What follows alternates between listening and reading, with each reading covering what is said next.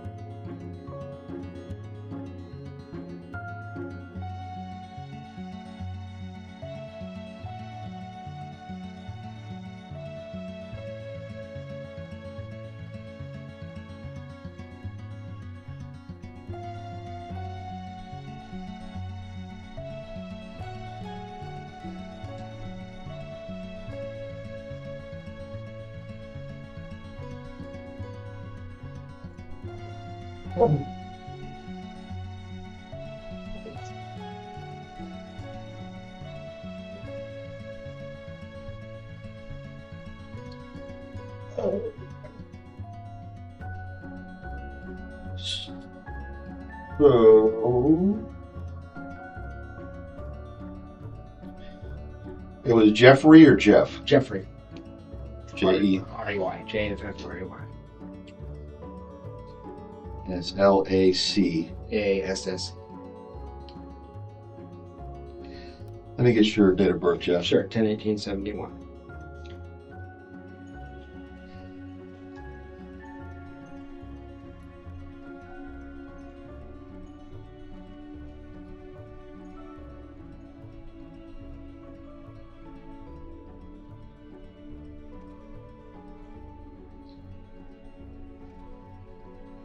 Okay. So what's up? Corey said, we talked on the phone a little bit that you wanted to. And you can start at the very beginning, however you want to do it. I got some notes. Do you mind that? No, absolutely not. I don't want to forget stuff, so I've been writing stuff down. That we might end up with stuff. Well,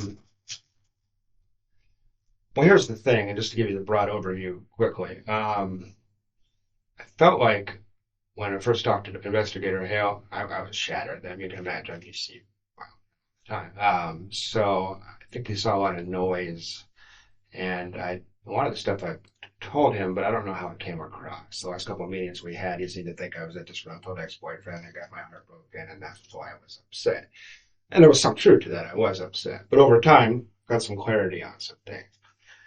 So I guess I'll just give you my overall impression. And just want to tell you things I saw with my own two eyes that were very suspicious to me that I didn't feel really hurt previously.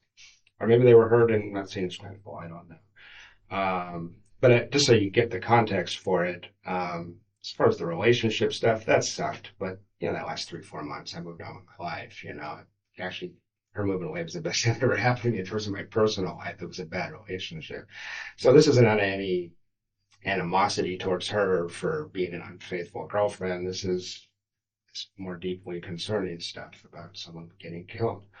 So I started dating Wendy in fall of 2013.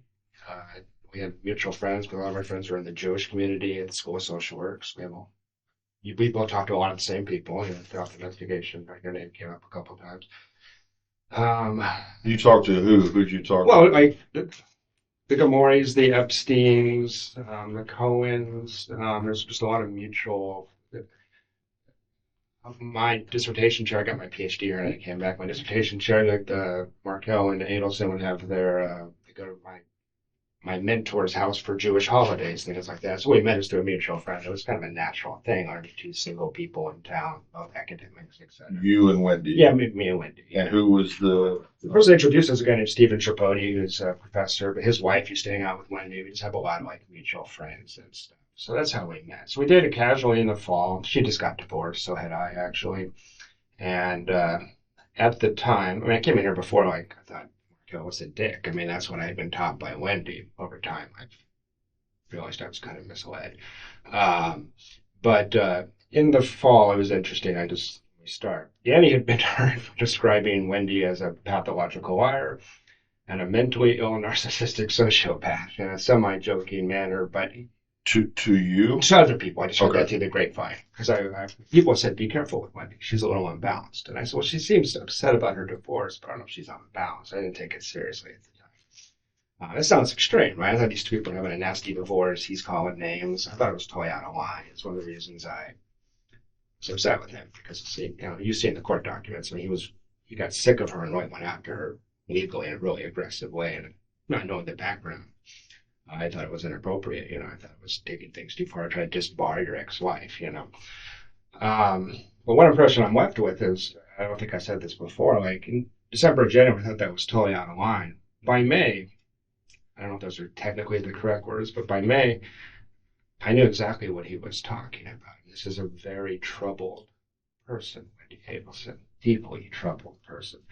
And at first, she's gorgeous, she's smart, she's funny. I mean, I fell for this girl like a ton of bricks. Most men would. I mean, that was the reason I stuck around too long. But just an overall impression of her. And Danny says this in court documents, actually. Very manipulative person, pathological liar. Wendy was an alcoholic while I was with her. She drank her dinner most nights. Extremely fragile, extremely depressed. Many, many nights sitting, hated Tallahassee so much that I thought we're a bunch of country bumpkins and we liked Tallahassee because she's from Miami. Didn't hide that fact. Thought it was bizarre that I moved here from Phoenix. And the two conversations that we had every single day for 9 months were, Danny's an evil monster. Tallahassee is the worst place in the world to live, and I can't believe I got stuck here because of Danny Markel. She was obsessed with those two concepts. So I got really tired of hearing that, but I heard that every day for 9 months.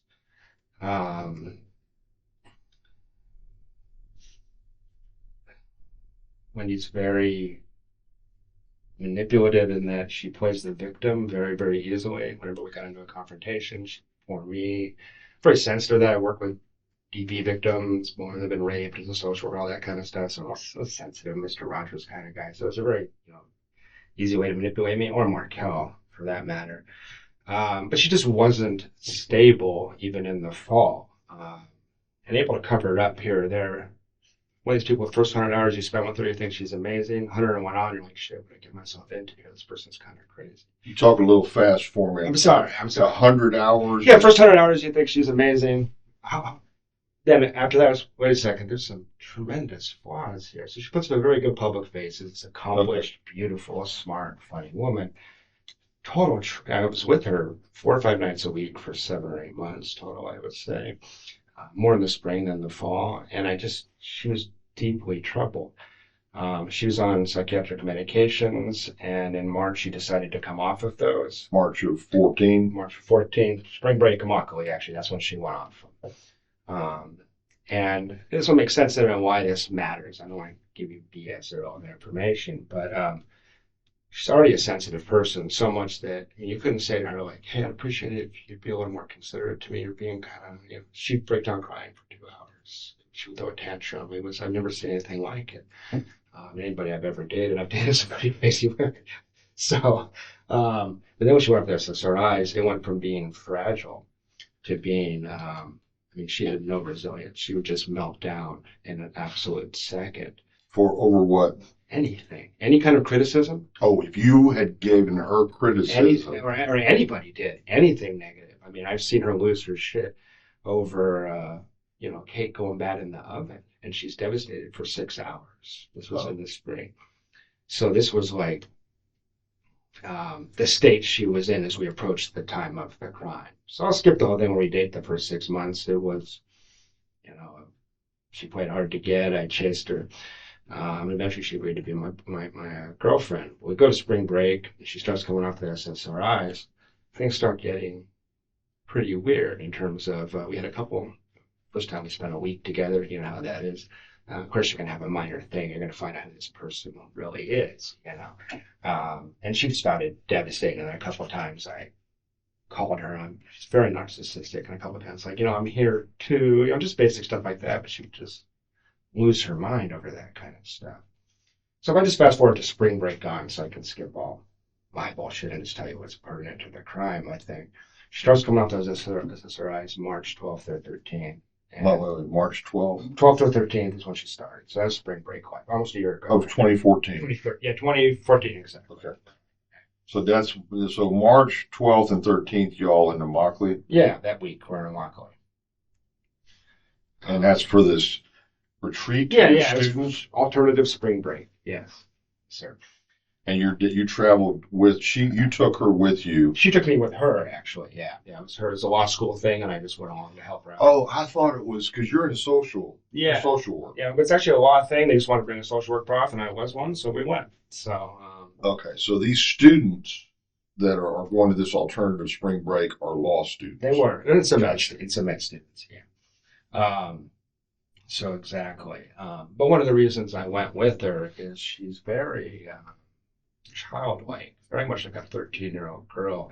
I don't know if she could have handled it on her own. I had to do an awful lot of things for her. Her parents, if you investigated, you've probably seen that. I mean, she needs to be taken care of. She's such a fragile person. When she would travel to Miami, her mom would drive or fly up here, then go down with her every single time.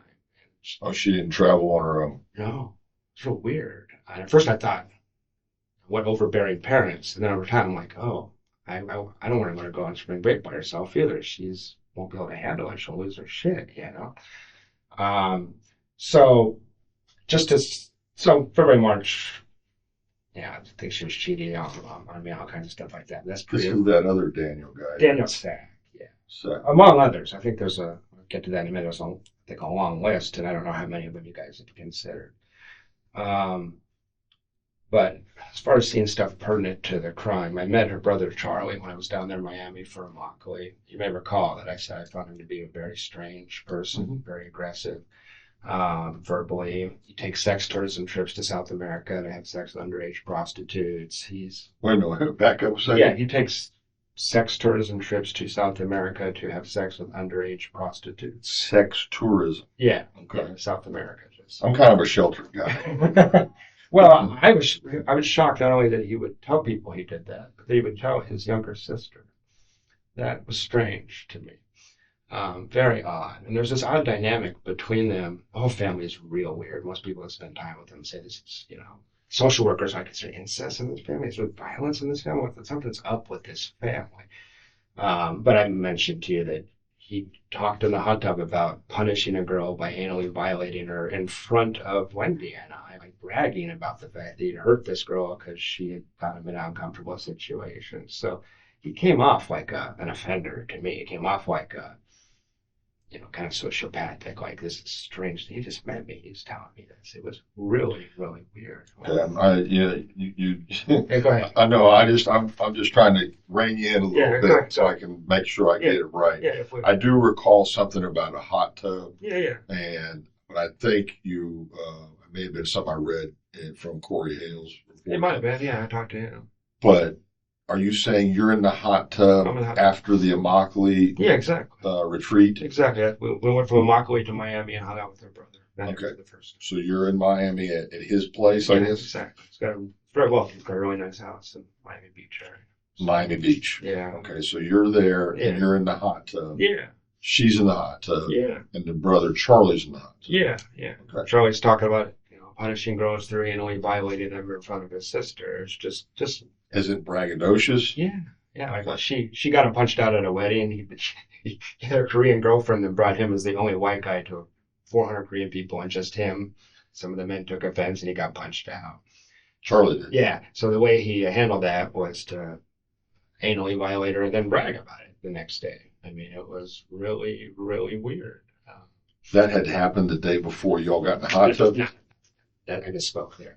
It was pretty recent. It wasn't that day, but it was last month, last couple of weeks, something like that. So he goes to a Korean wedding as the only Anglo. Yeah, exactly. And some men took offense because he was a date for one of the Korean girls that was at the wedding. Exactly.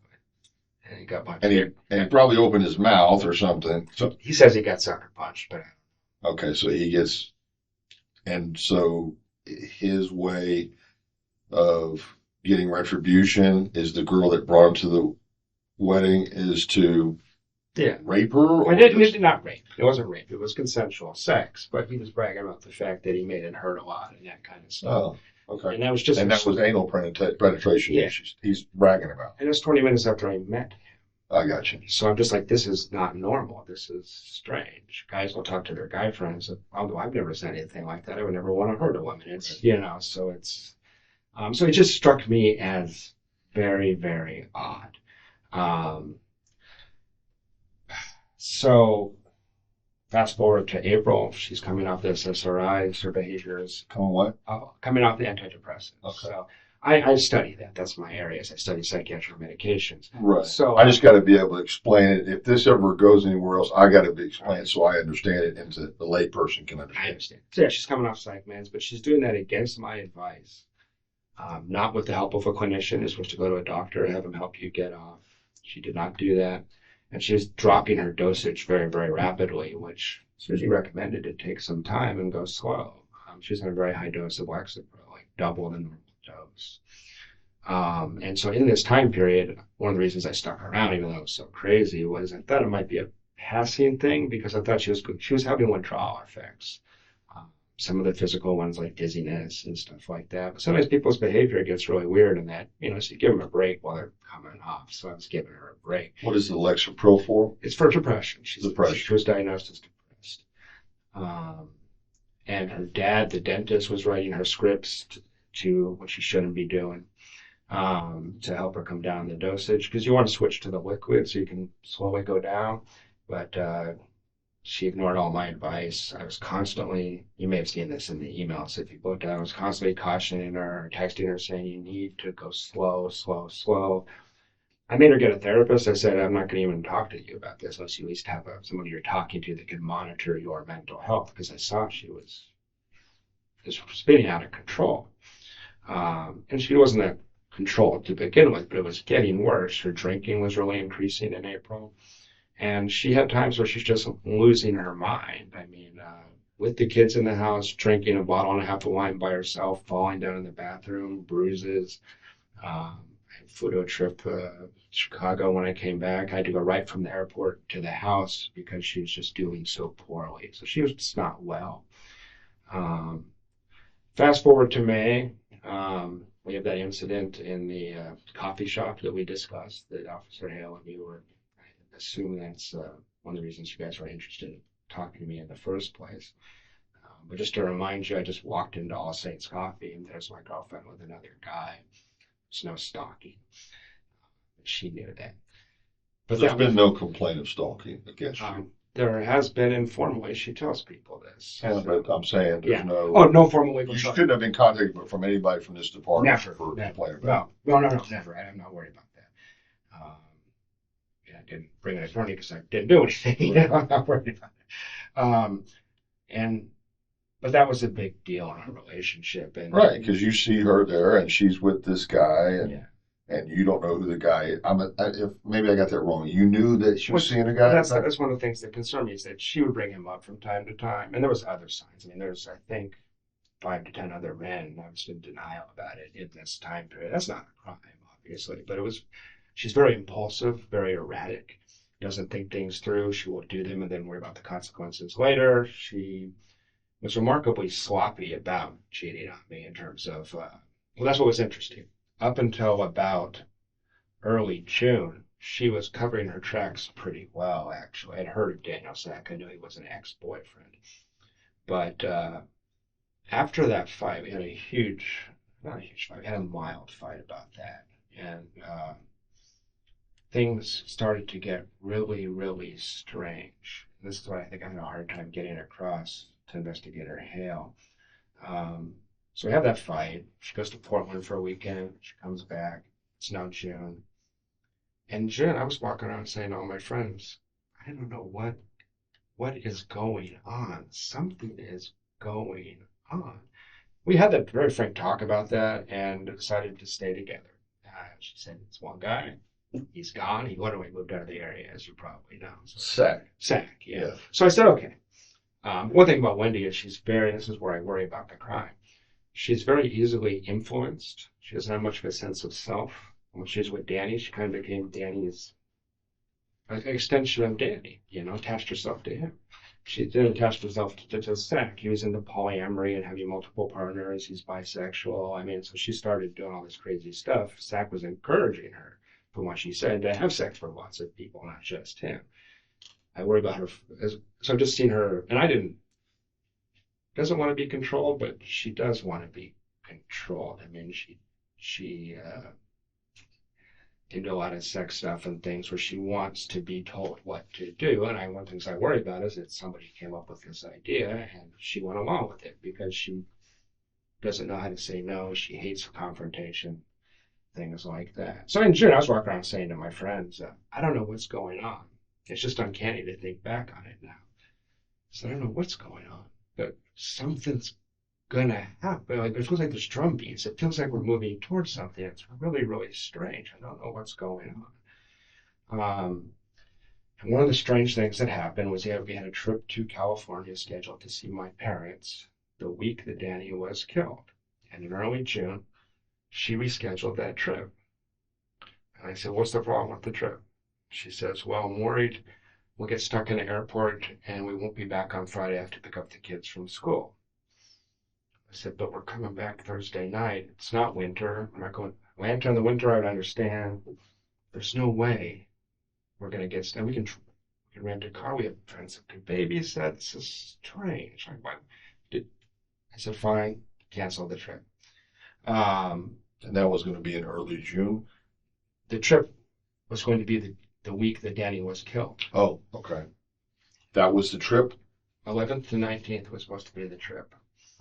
So we had a trip planned, and she was real strange about the fact that we had to reschedule this trip. It just didn't make sense. And I even said, if you just don't want to go because you don't feel comfortable right now, just tell me. That's cool. She goes, no, I have to pick up the kids from school that day. I just have to. I don't want to do anything that would stop that. And she said, I'll miss the kids at that point. I said, okay. A couple of days later, I say, well, she said, but I want to spend that time with you. I was leaving for Tennessee on Friday. She said, I want to spend that Monday through Thursday with you. I said, great. You want to go to St. Augustine? She loves the beach. She hates Tallahassee. This, again, is just very strange and suspicious to me. Wendi Adelson tells me, what I want to do is a staycation.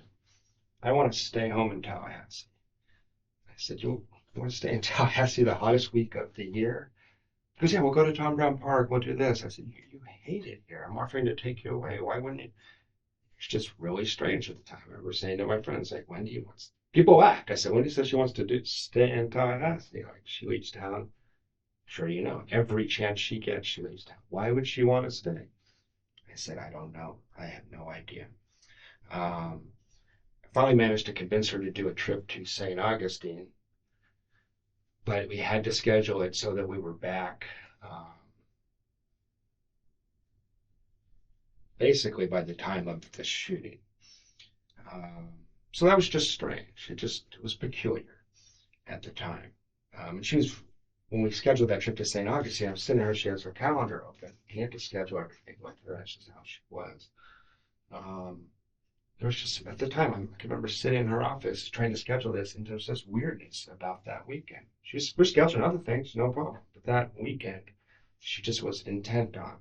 That day meant something to me before Danny was shot. Like, there's something weird about that week. I don't know what it is. There's something weird about that week. If we keep going through June, other things I noticed in June that were really crazy. Let me back up a Yeah, second please, so I get please. this right. Yeah. July 11th through 19th, you're supposed to go to California. Leave on the 11th, come back on the 19th. I can look it up for you. It might be 12th to 19th, but it was the week that Danny was shot. Yes, Okay. Yeah. So when is she saying, I can't do it? What date? What date are we talking about when she's telling you I can't do Early it? June. I can pull up exactly. Early June. Early June, yeah. So you're supposed to go to California with her, just you two. We have plane tickets purchased. And she sat me down, I think it was June 5th or 7th. I will find out for you if you would like. Yeah. And she just said, I can't do that, and it just didn't make sense. Just didn't make any sense. So she'd already said that date was that window of She said, this is the 1 week I have to go see your parents. And I 11th said, through the 19th. but that was in May we booked them. Then we have the flight. I find out about Danielle's SAG. And afterwards she says, I feel comfortable with that. She just had an appointment with her therapist, and she said that my main concern is I want to be able to see the kids on that day, the day that Danny was shot. We had people volunteering to babysit if they needed to, if we were delayed. We weren't going to be delayed. And she insisted it was not because she didn't want to go with me. She wanted to spend that week with me. She just wanted to spend that week with me in Tallahassee. She did not want to leave Tallahassee that week. Right. And I mean, there's 3 different times. There's that time, then there's the staycation thing where I'm like, what are you talking about? That's bizarre. And then there was when we scheduled the trip to St. Augustine. If I fast forward a little bit, and we have the trip to St. Augustine planned until July 15th or 16th, and she canceled that the last second. So 3 different times she canceled plans with me to a period of damage. What you're leading to is this is highly suspicious that she needs to be here on the 18th of July. Yeah, just anecdotally, subjectively, whatever it's worth, it was really weird. It was really strange. I know this woman. I know her really well. And there was something at the time, me saying to my friends, what's going on? It's just really, really strange. It's just really... She'd never done anything like this before? No, she had canceled and recanceled. She did that all the time. Completely disorganized person. But it usually made sense. It usually had a reason. And usually the reason was something about court with Danny, or the parents wanted to come down to South Florida. Every other time but this, I understood. This time I was completely puzzled. Didn't make sense. And it was very, very strange. Okay, so she cancels this trip to California. Did you go anyway? I did No, not. of course you didn't. You were okay. Wish I had. Yeah. And so what happens to these plane tickets? Her ticket, I have no idea. So she bought her own? Yeah, we bought separate plane tickets. As a matter of fact, I don't know that she did buy a plane ticket. Oh. But she told me she did. Same airline? Same flight? I can find out for you. I can send you my reservation. Because we had a discussion about getting our seats moved together. So I think she probably bought a ticket, actually. But I never saw the ticket. It wasn't discussed any further? I can't recall. Okay, so that's the first thing. In early June, she says, Jeff, I got to be back on that Friday, the 18th. Exactly. To pick up the kids. I guess that's going to be the first of her week with the kids, maybe? Yeah, she gets the kids back after having, because they went to 7-day schedule in the summer. Right. And she's like, I'll miss the kids. I said, we'll be back. So if you don't want to go, just tell me I don't want to go. No, I want to go. I just got to be back for the kids. There was a special. Okay, why not adjust the flight or adjust Well, she had the kids the previous week. This was her one free week. She's also booked all summer. Well, the 18th is a Friday. Yeah, it is. Okay, so, going backwards, the 11th should have been a Thursday, I'm thinking. I could look it up, but it just wasn't. She was booked week by week throughout the summer. She doesn't even have any school stuff, right? I mean, I don't know if you're off during that No, time. I'm completely off. Yeah. She has a lot of obligations to her parents. Her parents want her down in Miami every chance she gets. All through this county, there's parents. All right, So three different occasions. This at the time, it's like, oh, what's going on with the 18th of July or the week of the 18th? What is this? I don't understand what this is. okay, so the first thing is the California trip, and it's next. Yeah. Then you want to take her to St. Augustine, you know. Yeah, she wants to stay, and that's just bizarre. But did you ever make plans to go to St. Augustine? Yeah, so a week later, again, we sat in front of the calendar, and it was really strange. There was this hesitancy about that weekend. She says, I'll go to St. Augustine, but we have to be back early on Friday. Early on Friday. Early on Friday. What is early on Friday? We were going to wake up and come straight back from St. Augustine, so we would have got up at 7, been here by 9 or 10. Okay. She had to pick up the kids from school until 4. It didn't make sense. Okay. So I said fine, and my thing was I was going to drop her off and then drive up to Atlanta. I was going to drop her off and go. So that was just strange, just stuck in my head. Like what? Because your trip to your friend up in Tennessee, what was the date you were supposed to go? I was supposed to leave at about 10 or 11 a.m. on Friday the 18th. Okay. Because I was supposed to the original trip was to go straight to Atlanta, stay the night in Atlanta, then go up to Tennessee the next day. So I was supposed to leave here at 10 or 11 and get there at 4 or 5. On Friday afternoon. Friday afternoon. Yeah, Okay. that changed. But that was the original. No, because you left on Thursday. Yeah, I did. All right, well, let's jump to that so I can fill in this blank. Yeah. Why did you leave on Thursday? We'd had a huge fight in late June. I discovered some other cheating. I was very upset with her. And she had sent me we had sort of broken up, basically. But she put me on a 7-day hold. Oh, yeah. Yeah, Okay, I remember that. yeah. She sent you an email or something? Exactly. So the night before, I was so upset. I was just like, this, I'm going. I just I said, get out of town. I was upset. But that's something my friends have said to me that I've never said this, but my friends have said, Jeff, sometimes it's hard for me to see this clearly. They can see it more clearly. Jeff, you do realize that if you left Friday at 11 a.m. for Atlanta, what this would have looked like, you would have been in custody. You're really. Oh. Now, I'm not saying that, but some of my friends, it was like a clumsy attempt to take attention off her, put it on me. I'm not saying that's true. It sounds a little far-flung to me. It sounds a little clumsy to me. But she knew exactly when I was going to leave. I'm a late riser, and she didn't know I changed my plans, obviously. So I'm glad I changed my plans. I wouldn't blame you guys for being a little more suspicious if you didn't. I mean, if I leave at 11, I don't get a flat tire. You just see me driving north 10 minutes after Danny showed up. So that looks suspicious to a lot of people. I know it makes it sound like a criminal mastermind. It may sound crazy to you, but that's what my friends think. So if I go back to the stuff in June. Absolutely. I'm sorry. Any questions you want to ask? I know I talk fast, and It's just a little faster than I'm used to. My dad's from Boston, so I'm an adopted Southerner, but I haven't slowed down yet. So in June, these are just my impressions, but it was 5 or 6 times in June playing with the kids. We had a good family life, terrible romantic relationship because she was cheating me all the time. But I'm home with the kids with her, nice family life. You're at her house out on Every time, yeah. Cameron. Exactly, off Aqua Ridgewood, White, yeah, nice house. So 4 or 5 times in late June, playing with the kids, reading them stories. I was very close to Ben in particular, spent a lot of time with those children. I look out of the corner of my eye, and Wendy would be in the kitchen crying for no reason whatsoever. And at the time, what it looked like to me is she's like taking it all in, and she looked like she was grieving something. And I would say, what's wrong? And she'd say, nothing's wrong. Or make up some bullshit story. She lied so much, it was hard to know. But in retrospect, it makes me worry a lot because it looked like she was wrestling with something. It wasn't suspicious, it was just weird. But in retrospect, it's like, wow, let's assume she knew something was going to happen. That's how a person might react. She made a choice, but. That's late June. That's late June. So that happened enough times that I talked to my friends about it.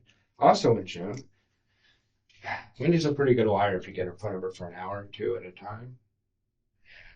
I mean, Danny's put that in court documents. It's not a secret that she lies a lot. It's how she navigates the world. Um, but she has a problem with her lying in that I found out she cheated on me with Daniel Sack because she kind of accidentally told me by talking about him all the time, and she's just sloppy. So longitudinally, she couldn't keep her story straight. In the short term, 4 hours, 8 hours at a time. Okay. Over a month, saying, well, what about that thing? The stories start, not. But she talks constantly. She's very extroverted, very narcissistic, very focused on herself, very self-involved. What she was talking about in June, relocation to Miami. How terrible it was to be stuck in Tallahassee. Crying like, I got stuck here, I didn't choose this, I can't stand it. And she talked about the fact that the only way she could ever relocate is if something happened to Danny. Now, does she actually say that? Yeah, she did. Yeah. This is the first time you've mentioned that. I don't think so. I think I did mention that to Investigator Hale. Okay. I think this is... Well, no, it wasn't. I had 3 interviews with Investigator Hale, and okay. The next 2 was me trying to tell him things like this. I don't think he was hearing me. Okay. So, no, she didn't say I'm going to kill Danny.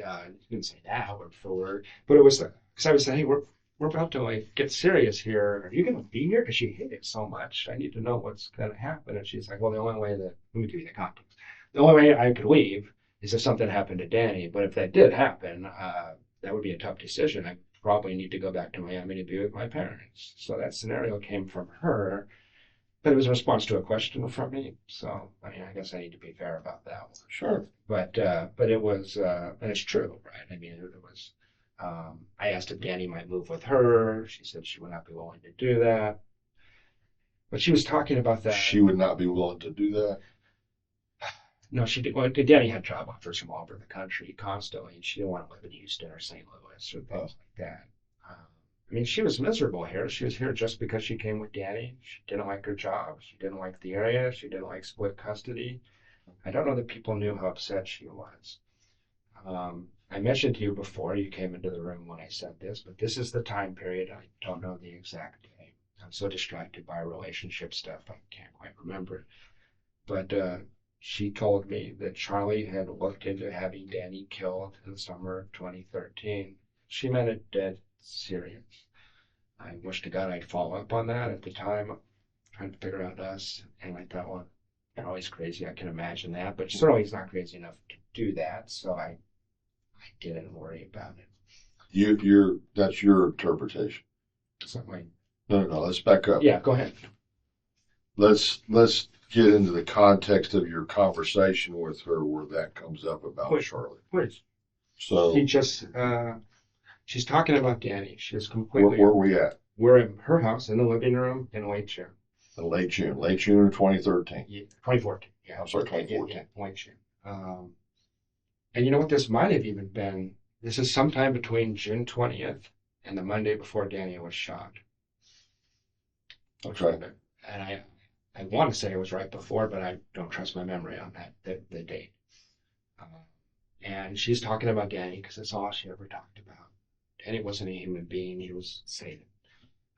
He was what? He was Satan. Satan, okay. And what was real strange about this was that in January, February, March, they had a lot of court stuff, and I could see why she'd be so pissed off at Danny. Danny had calmed down. He liked his new girlfriend. The judge had read him the riot act in court when they went to court the one time and told the attorney, you need to calm your client down and stop having your client write his own legal briefs. I'm sick of reading this crap. Danny was going to get his butt handed to him by the court, and Wendy was going to have to concede a couple things, but she was going to win, everybody thought. And he had calmed down. He really had. So I was trying to say, hey, we could talk about Danny a little less. Danny's chill. Danny's happy with Amy. This is good. This is good for us, I was starting to see Danny a little more realistically at that point. So she's in the middle of these conversations, just ranting and raving about Danny. Very angry with Danny. She's very sensitive, and worst thing you could do for Wendy is point out that she's not perfect. And that's what Danny represented to her is, he said, you're a liar. Things like that.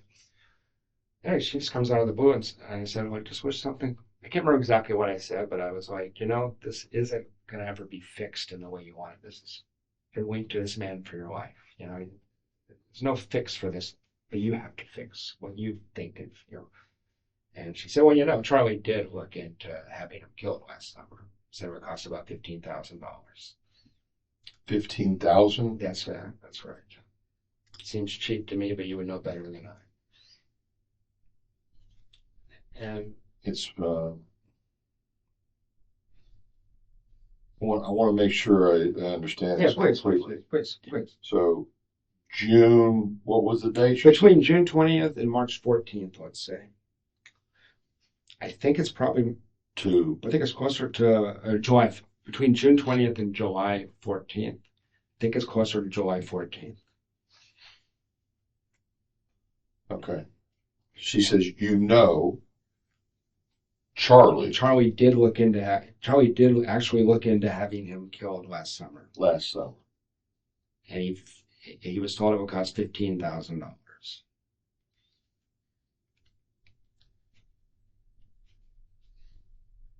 And one of Charlie's just paraphrase, but I want to make sure. Yeah. Charlie did look into having Danny killed last summer.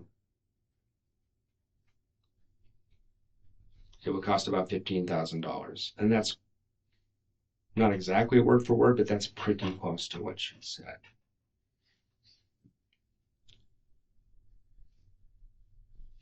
Wish to God I had followed up.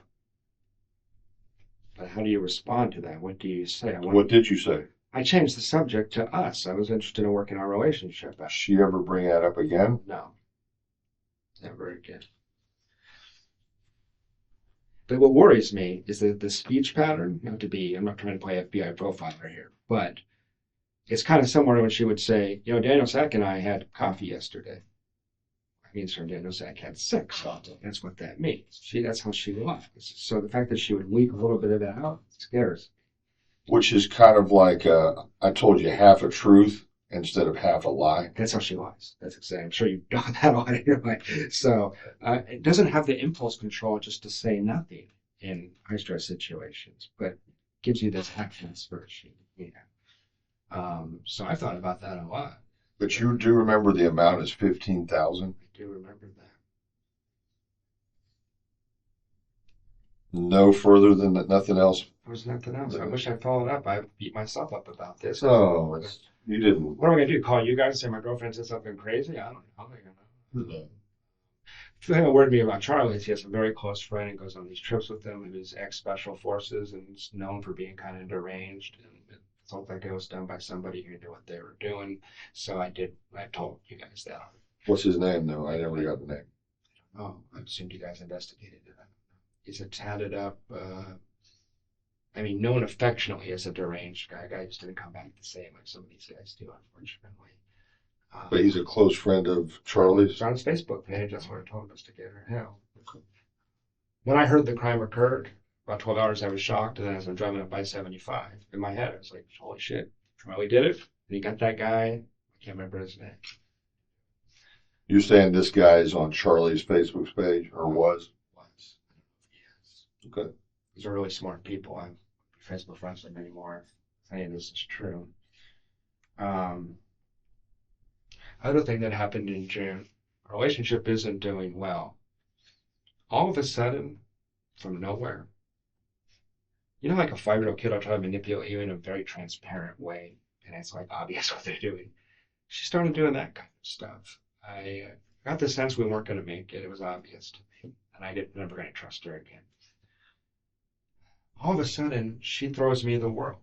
And I thought at the time, I said to my friends, I've been very careful not to develop like a hindsight bias. I've checked back in with my friends. What did I say? I said, you said in June it felt like Wendy was stringing you along for some reason. And you couldn't figure out why she'd just break up with you if she's like, this ain't going to work, So all of a sudden, she's telling me I should move in. Move in with her? Yeah, she's talking about moving in. And I wanted a family so bad. She knew that. She manipulated me with thick kids constantly. She said the kids should start calling you daddy. I'm going to talk to my mom and dad, and I'm not Jewish. That was the whole thing. I'm going to be approved by the parents. I'm going to give you the passwords. I'm going to give to all my computer accounts. She started acting like this was going to be a permanent thing. Sorry. Yeah, that's okay. I can give you a second. I'm just telling you, I have to respond to I this right understand. now. I understand.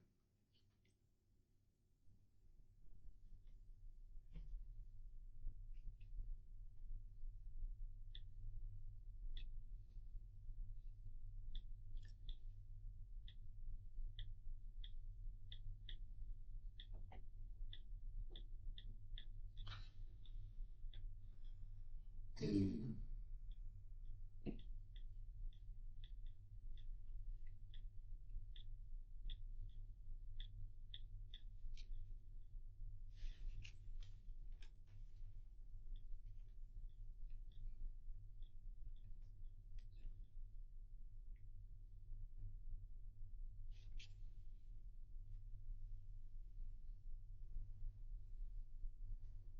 Okay, that'll suffice for a while. No problem.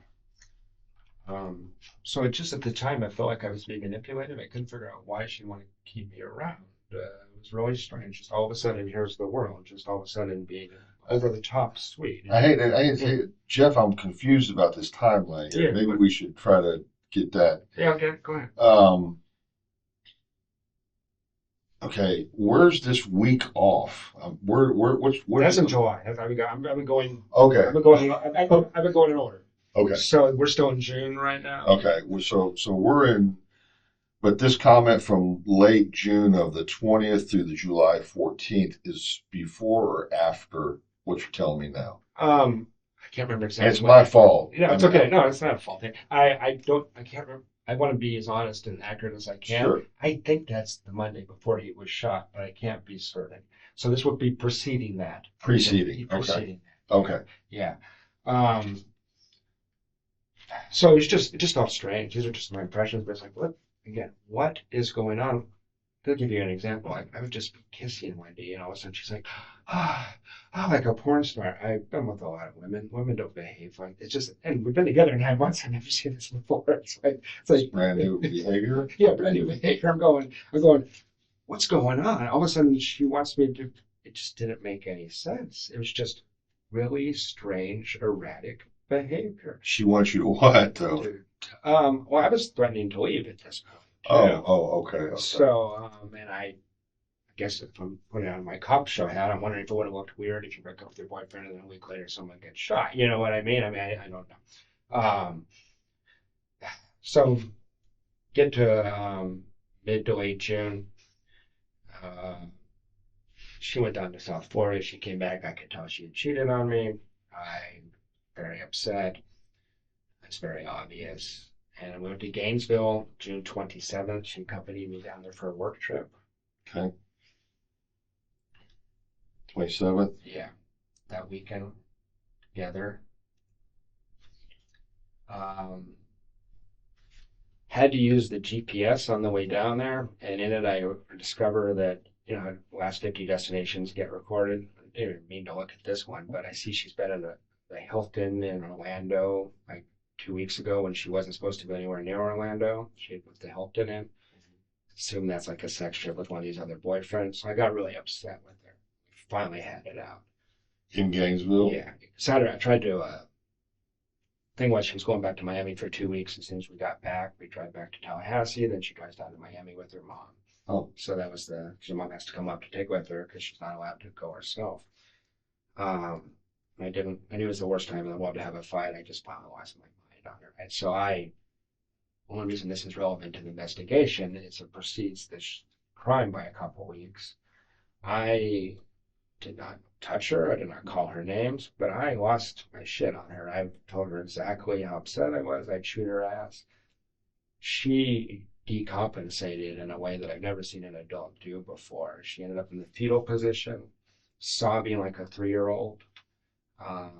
And completely fell apart when I said, I looked at you, left your planner out on the table, and I looked at it, and they know Zach's names all through it. So can we cut the bullshit and just have an honest conversation? As in, she was still seeing Zach recently? Yeah, she saw Zach September to May. Okay. And she insisted that they had broken up in the fall, and that his name's not very clever. I mean, she's the thing she's leaving out on the table. And it says Daniel Sack dinner, And she was doing very erratic things, like she would go to Daniel Sack's house, spend the afternoon with him, have sex with him, come see me, have sex with me. I get a full STI workup. I'm putting my stuff someplace as another man's been 45 minutes earlier. She conceded this.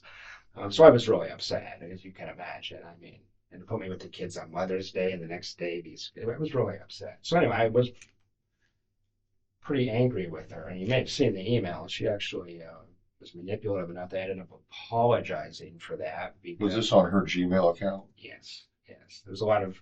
Other investigators have looked at those, Gotcha. And so I'd have to figure out which one. Yeah. I have to say, if you see it, it's a little I just didn't know if it was her Gmail account or her work account or a different account. Yeah.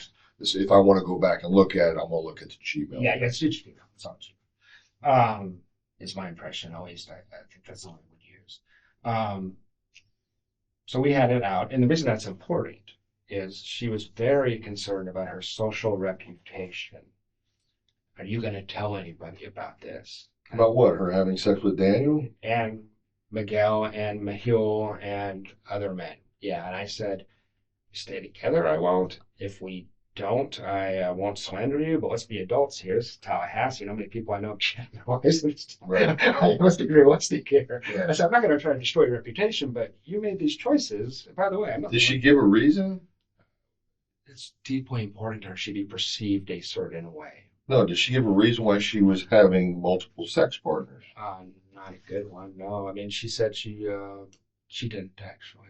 She said she was very upset by my behavior in Immokalee when we had two, what you or I would probably consider normal range, uncomfortable conversations for 30 seconds. So I said, she said, I was afraid in Immokalee you were going to be a jerk. I was like, I said, could you please be more considerate to me? It's literally all I said. Just she's a hair trigger. I think she didn't want a boyfriend, is my suspicion. I think I was awful helpful with the kids and stuff like that. Okay, I got you. I think she enjoyed using me as her. Okay, let's narrow this down. Yeah. Okay, June 27th. Yeah. You're telling me is the date that you're in Gainesville and you have this blow up. Yeah, we have a total blow up. Okay, so is the comment about Charlie and the 15 grand after that? It is after that. Okay, so we can narrow it down to the 27th. And after. You know what? I just want to be as conservative as I can, but I'm almost positive that was July, the Monday before he was shot. If I had to bet money on it, that's where I'd put my money. Okay. So, when I was talking to her about that, I was struck by how cold and callous and basically sociopathic she was. Here I am, I was crying, I was very upset, and I said, you're not a sociopath, you must feel bad about this on a certain level. And she goes, I don't know if I'm a sociopath, I don't feel bad about any of this. And she was laughing and describing some of the experiences she had with other men, actually, that she was making it clear they're very enjoyable and stuff like that. I'd never seen that. I've seen that from men. I've never seen that from a woman before. It was. What kind of? I said there was this one night where you said you were at book club. I know you weren't at book club. She's like, I was pretty drunk that night. I had a really good time that night. She rubbing this in your face, you think, or is it? She was, but I mean, it was so strange because I'm not the one that did any. I was completely faithful to this woman, and I was very dedicated. Well, you could ask anybody. But had there ever been a confusion about, okay, Jeff, I'll just be simple, elementary terms. Jeff loves Wendy. Wendy loves everybody. You see what I'm getting at? No, that's what you understood her that she was supposed to be strictly with you. Yeah, just from March on. Before that, I knew what she was doing before that. March on, I've been to 50 dinner parties where I'm introduced as her boyfriend. She took me out in public constantly. The Daniel Sack thing, they went to the movies and stuff, but in general, they're at his house. I think they went to yoga and some things too. I got some weird looks from people in public sometimes that made me, I got suspicious. I go to yoga and this one guy be looking at us. I was like, what are you doing there? Like, I just got the impression, like, was she here with somebody else? That kind of thing. But no, I think that was probably what she wanted. I don't know how relevant it is. I guess what's relevant is that I'm over the butthurt being thing. This stuff happens. But publicly, I was her boyfriend. I was. that's one of the things that I don't know if it was an investigative technique or not reading the file, but Investigator Hale kept calling Daniel Sack her boyfriend. And that got me pretty fired up. And that's one of the reasons I might not have made a lot of sense, because that was really, it provoked me. I don't know if that's on accident or purpose, but it was one of these things where, like, he didn't seem to know that I was her boyfriend, and he thought Daniel Sack was. It was one of the Hale did. Yeah. Okay. Yeah. Well, I'm going to be quite honest. My understanding was Sack was before you and her hooked up. Yeah, then she went back to him after spring. I thought he went west or north or He was something. in Massachusetts, and he left in late May. So there was 2 months there. Where I thought he'd been gone way before that. No. He went May of 2014. May 20th, 2014 is when he left. You know that for a fact? Yeah. I got something that sounds conflicting to it. May 20th of 2014? Yeah, May 20th or 21st, it was on his Facebook page that he left Tallahassee that day. Okay. And no, I know Wendy was having sex with him in March, April, and May. Sack went to Massachusetts. Amherst, University of Amherst in Massachusetts. And the coffee shop thing was May around that same time. I'd have to look up the exact date, but it was that same Just day. prior to. Well, I walked in on them having a goodbye coffee together. Oh, goodbye coffee. He was leaving town the next day. And that's one of the things I was saying when I was talking to Investigator Hale is if men obsessed with Wendy are suspects, you can't trust her to tell you the truth about that. I mean, this is a woman who was separated from Danny, had that boyfriend Miguel, and in a deposition lied and said, I'm not seeing anybody. It's a licensed lawyer who will lie to the court. So that's her narrative to the public, by the way, is that Daniel and I saw each other in the fall, and then that was it.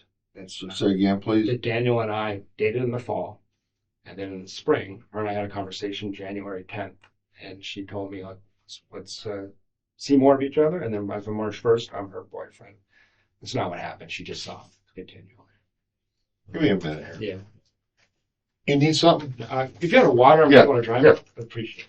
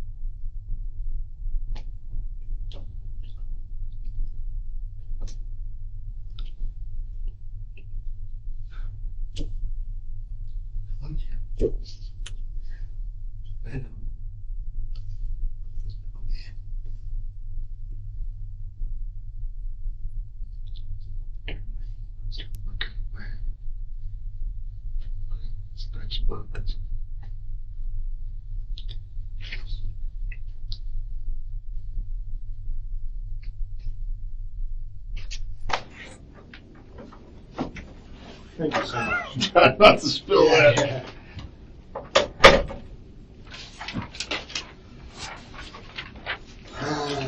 Okay.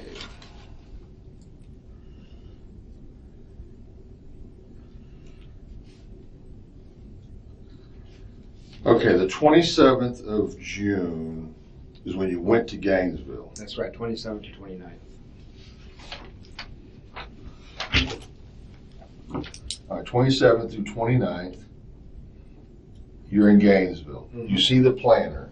You see Sack's name everywhere. Well, I seen it earlier in the month, but I confronted her on that in Gainesville. Okay. And you at a hotel or something?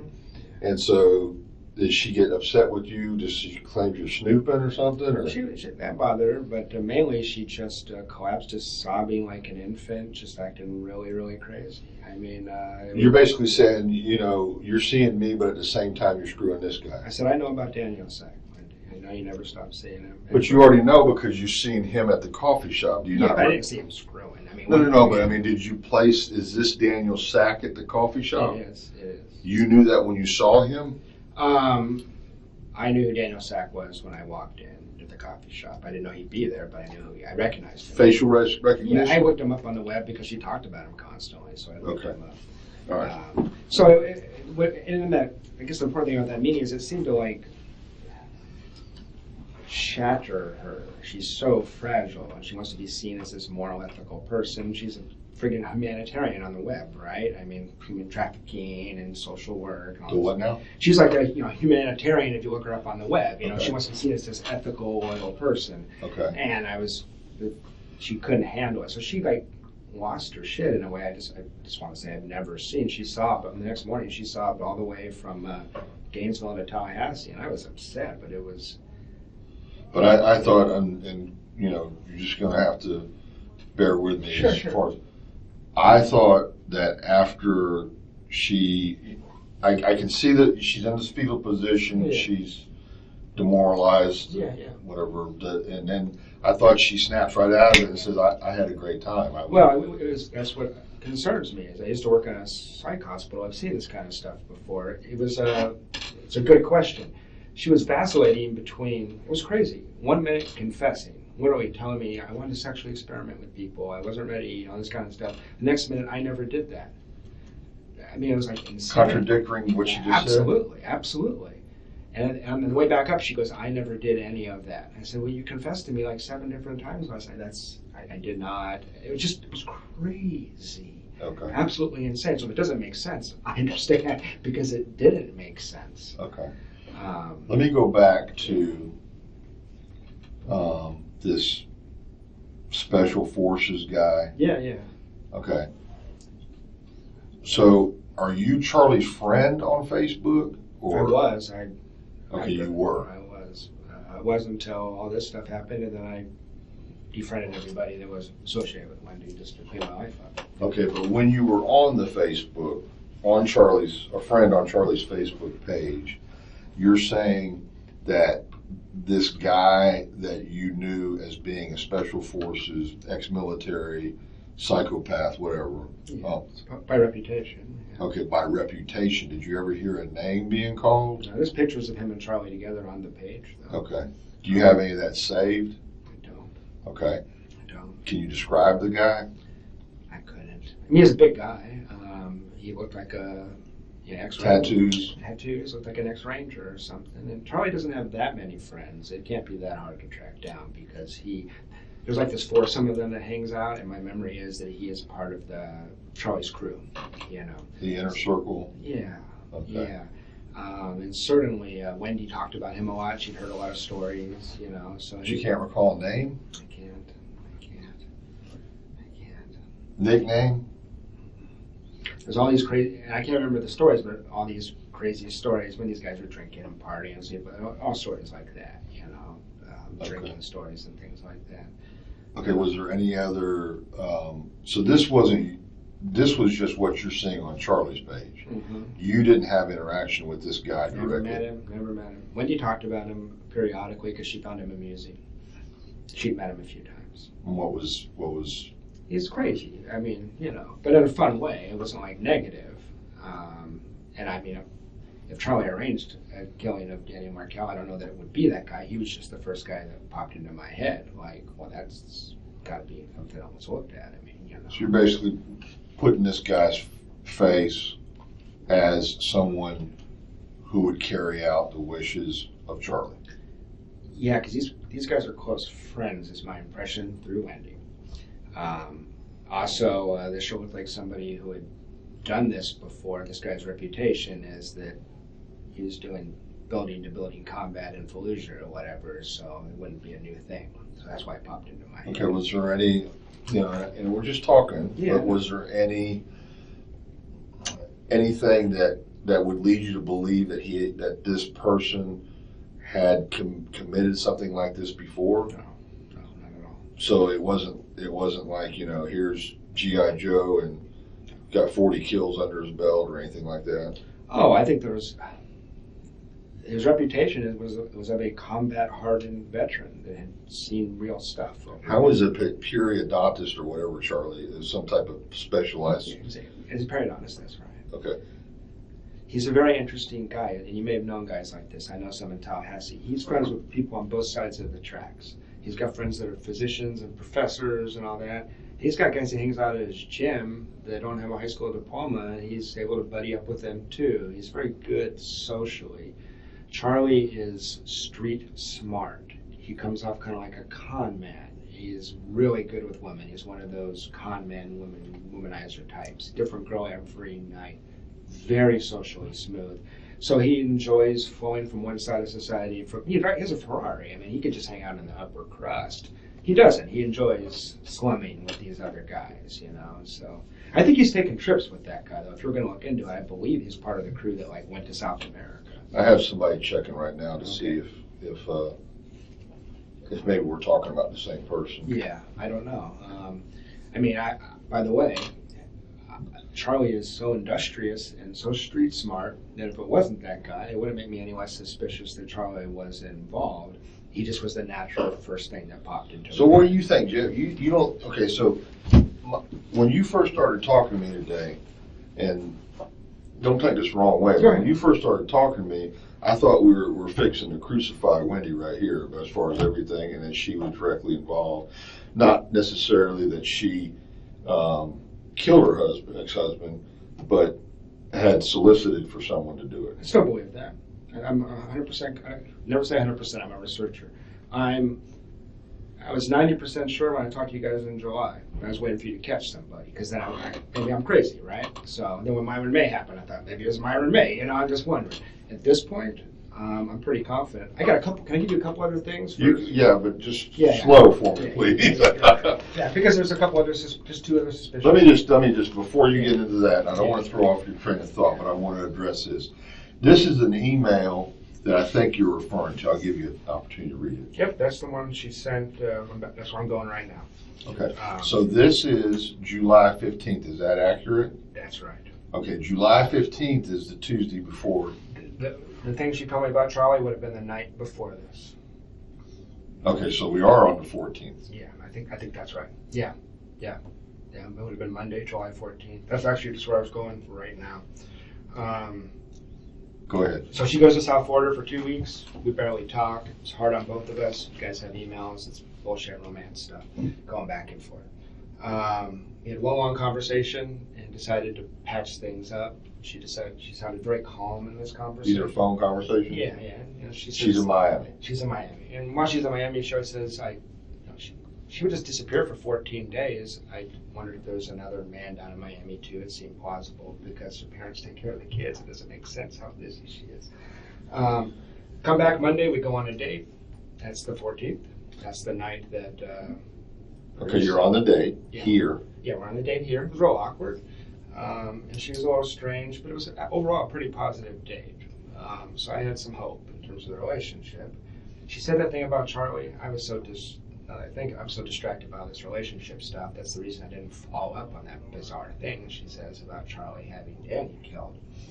But at the end of the night, she wants me to drop all the Daniel sex stuff, everything else. She goes, that never happened. And I said to her, Wendy, we can break up, but I'm not going to go on a relationship pretending like this didn't happen. It happened. So she doesn't know how to.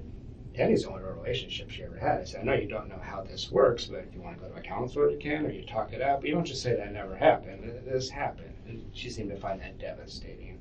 Back to the who knows about this, who's going to know about this. Does your friend Steven know about this? Like, Jesus, you know. That's on the 14th. It's on the 14th. So that you're having this conversation during or after your date? After the date. Back at her house? Back at her house. Okay. At her house. And didn't have wine that night. She was sick. She got back cold. She was really stressed out and sick. So the next day is Tuesday the 15th. Wake up in the morning, I call Wendy, and I told Investigator Hale this. I don't know if there's anything here, but it was kind of bizarre. Talk early in the morning, maybe 9 or 10, and I said, I'd like to see you today. I was a little encouraged. And she said, yeah, I'd love to see you. And she'd walked herself out of her house. I said, well, come hang out with you. She said, I'd love to spend time with you. And then I waited. 3 hours later, I get a phone call, and she's like, actually, I got into the house. Let's not do the afternoon. Let's just go to yoga together. So where? Yoga. Okay. So I went to yoga together. It was awkward as hell. She was cold. She was done. I could tell. So I'm sitting there yoga going, okay, this is over. Walk her to her car at the end of yoga, and I say, I love you. I don't know what else to say. She goes, I know. I was like, well, that's not an ideal. So, I love you. And she goes, I know. Yeah. Of course you do. I'm a goddess. Talking about narcissism. Yeah. Right? So I literally went, okay. And I just turned to leave. And I told Hale this, but I want to say it again. She goes, hey, Jeff, are you still going to Tennessee on Friday? And I say, I'm thinking, why the hell does she care? You're walking away, you're separating? Yeah, I'm only 10 paces away from her, and she says, hey, Jeff, are you still going to Tennessee on Friday? And I say, I lie. And I say, actually, it's up in the air, because we talked about if we broke up, I should come over and say goodbye to the kids. I was hoping she'd invite me over. And she said, well, she was deeply interested. She asked me 3 or 4 questions. But this is after this, right? It is after. No, that's not. I get this email at the end of the night. She goes home and she sends this email. This is after this. This is after the conversation. The conversation I'm talking about right now happens an hour before I get this email. An hour before. Okay, so we're still Tuesday the 15th? Yeah, at 7 o'clock at night. Okay. Get out of there. Okay. So she asked 3 or 4 questions about under what circumstances would I go? Why am I thinking about not going? She seemed deeply interested in what I'm going to do on Friday. This was bizarre. I was like, well, whatever. Got home, got this email. What was so strange about this? We had just spent 16 days away from each other, thinking about things. Then I get this. I told her, if you don't want to do this, send me a text and say I can't do this anymore. Why would you string me along for a week? It's real strange. I just want to make sure that we're on the same page. Yeah. And I'm going to read this aloud. So if there's something, it pains me to be writing this to you now, but here we go. I need some space to clear my head and to figure out how to move forward. I am heartsick,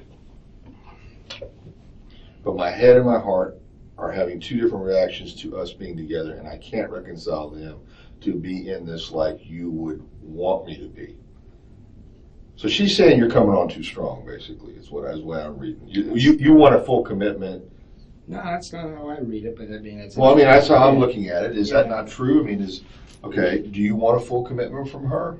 I wanted to continue the relationship, yes. Okay. But we had discussed just breaking up. We just spent 16 days apart thinking about things. Right. You're 16 days apart. Then you go on a date on the 14th. She makes the comment about her brother looked into killing Danny the previous summer, which would have been summer of 2013. She didn't specify a month. You didn't question her any more about that. I was too focused on this stuff. Yeah, I didn't. No, when she's making this statement on you're saying the Monday, which would be the 14th. Yeah. When she makes this statement that Charlie had looked into having someone do this for 15, it was going to cost. Hey, how much does it cost to kill this guy? And the answer that Charlie gets is $15,000. He shares that with his sister. Yes. Okay. And then she says that to you. And that was in the context preceding that conversation was basically, what do you want to do? You don't like it here. I'm talking in your... that was part of the conversation. There was constant conversation about Danny is awful at Tallahassee sucks. That's not all she ever said. And I can't do anything. I'm stuck here because, I guess she got denied relocating with the kids. And she's saying, I'm stuck here unless something happens to Danny. That's what you're getting at. Yeah, that's exactly what I'm getting at. And then she just spills this out. Yeah. And then I think, by the way, she just went to the bathroom. I think there was something like that where But you're saying that there was no more conversation about this. Is huge to me.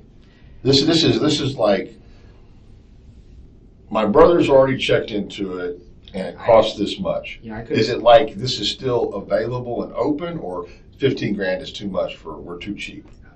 This family's rich. I mean, it's nothing. No, I know, but he's had petty cash in his office. Okay, but was this like this option still available? Is that how it was?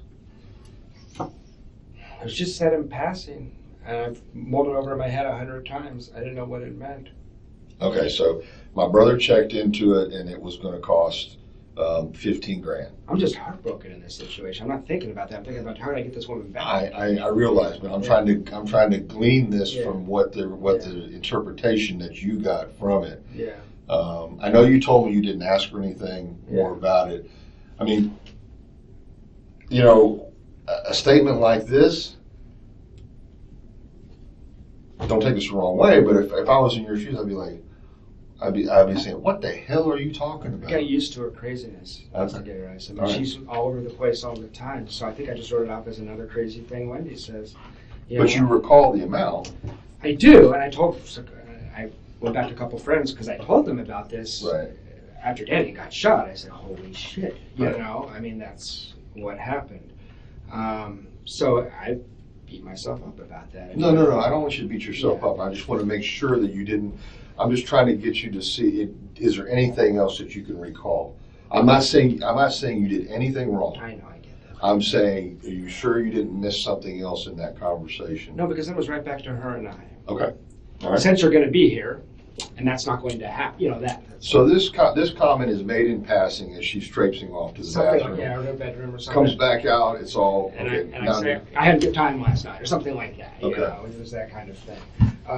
So she sent me this email, and I don't know if it's coming on. I didn't know what to make of it. I sent it to some of my friends who know her pretty well. It said, she's crazy, is what they said. I mean, why wouldn't she just break up with you? It doesn't even make sense. I should have broke up with her.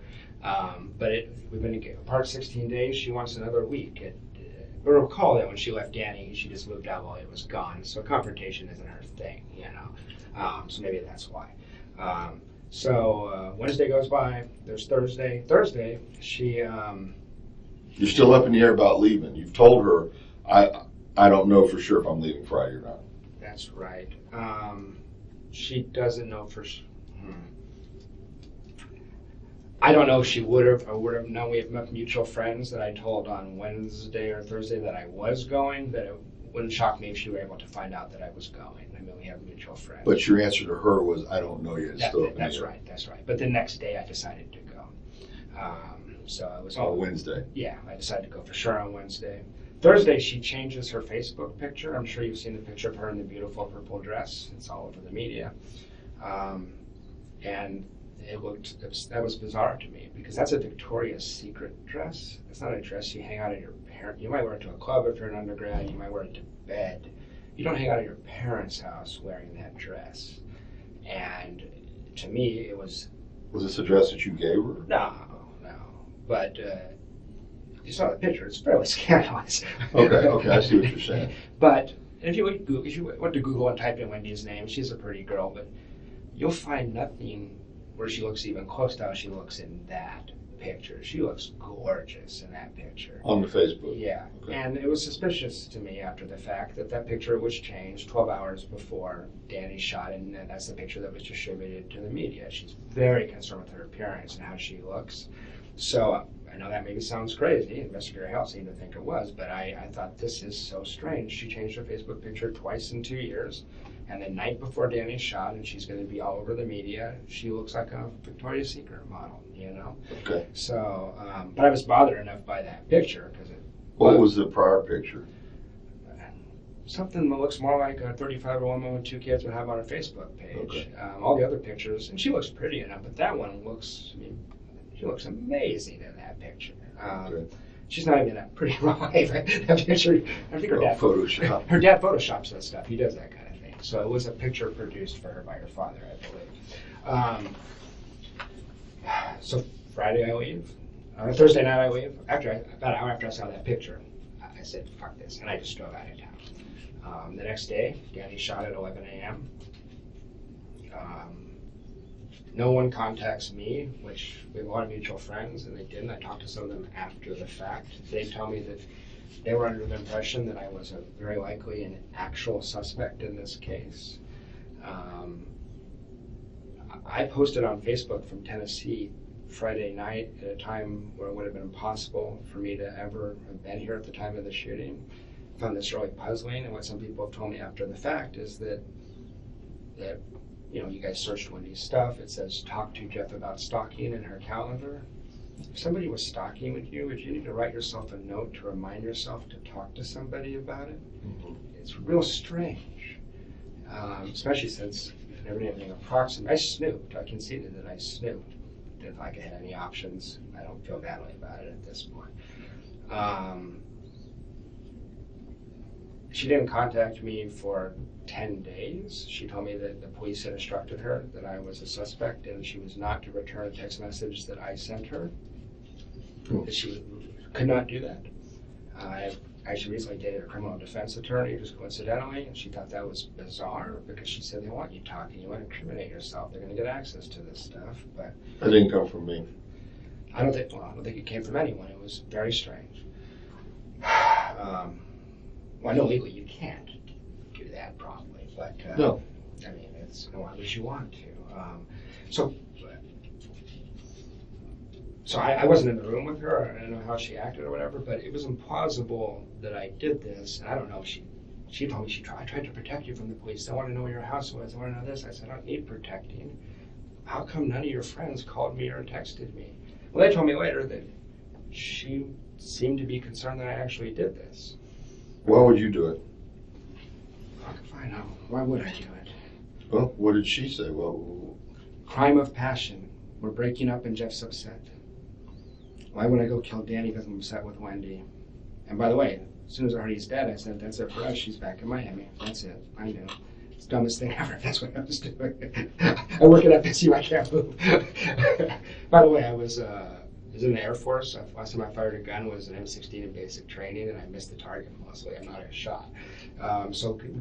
She also described to me how she knew the details of the crime scene, which sounded very precise, like someone that knew what they were doing. It's implausible she could actually think I did this. I'm a clumsy, absent-minded professor with osteoarthritis and a bad shoulder.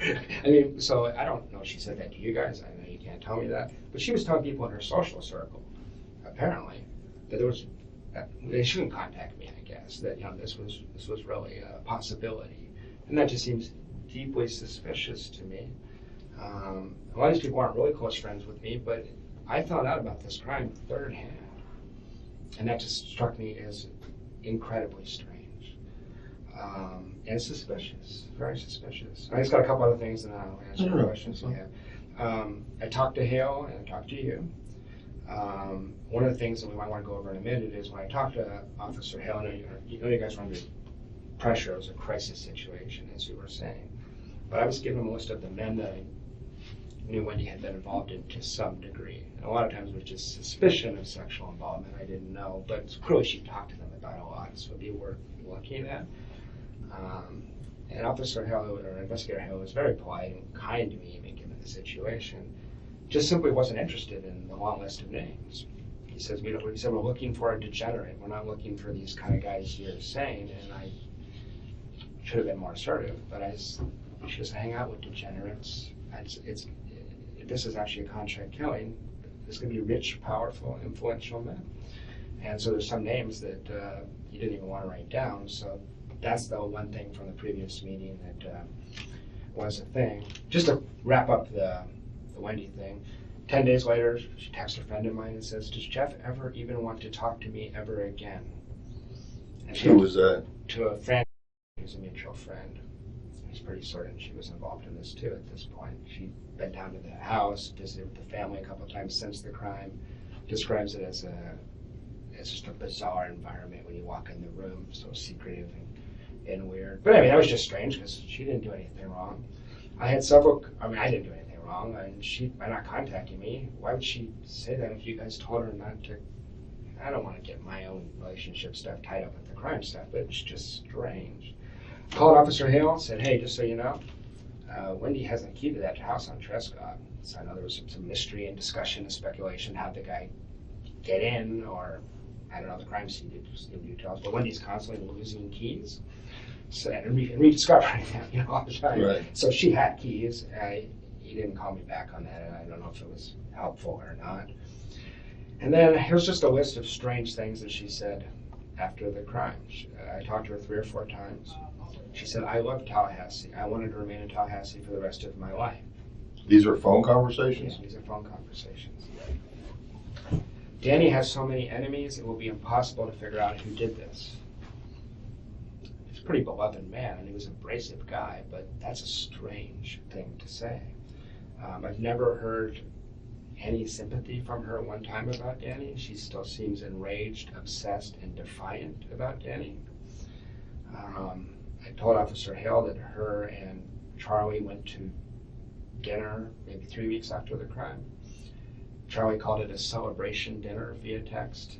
She puked on the table during the dinner after Charlie said something. She wouldn't tell me what he said. She said Charlie made a remark and I just puked everywhere. Celebration dinner? That's what Charlie called it. You can look up, if you have access to text, you can find out. Yeah, that's what she called it. When she was just in town, she was cracking jokes about Danny getting his head blown off.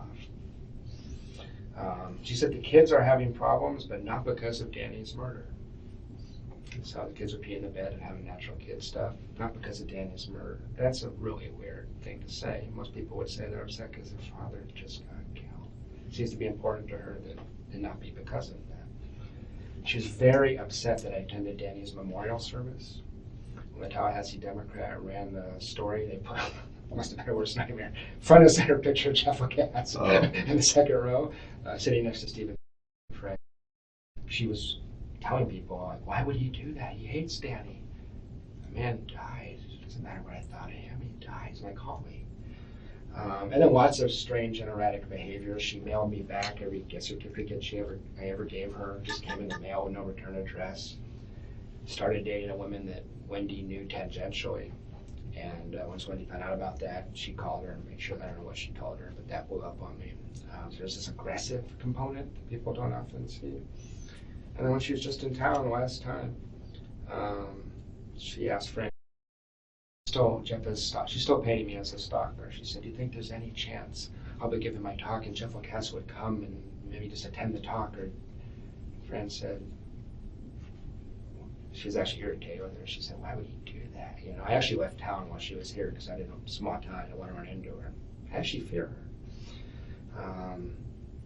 So that's my list of things, and when I go through all that in my head, I come to the conclusion, as you said a minute ago, that she was at least aware this was going to happen, and I think probably involved in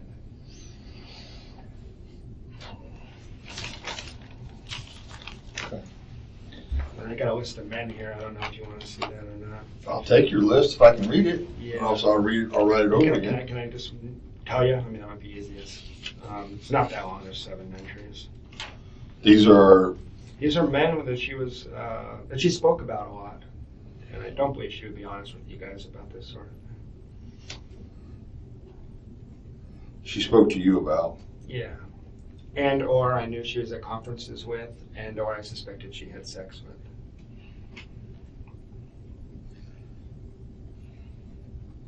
I still suspect her and Charlie did this, but I know you guys have to look at everything. Go ahead. Yeah, well, there's Daniel Sack, there's Mihul. Hold on a second. Sack? Yeah. S-A-C-K, right? Yeah, just like it sounds. Mehul? There's McGill. There's 2 guys named Trey. They're different guys. One's in Destin as a real estate lawyer. One's in Orlando as another kind of lawyer. T-R-E-Y? There's T-R-E. Trey? There's 2 Treys. Okay, Trey, that's all you got, just first name? First name. They're both Facebook friends with her. Okay, one's a real estate lawyer in Destin. And one's in, actually the other one I couldn't swear is a lawyer. and another Trey, T-R-E. Yeah. And who's a what now? I think he's in Orlando. I don't know his profession. I think he's probably a lawyer. Most of them are. Okay. There's a person I only know as a gastroenterologist, a GI doc in Miami that I believe she was seen in early July. He was at her house an awful lot right after the crime. Here? No, I mean in Miami. Okay. In Miami, gastrointestinal physician in Miami. In Miami.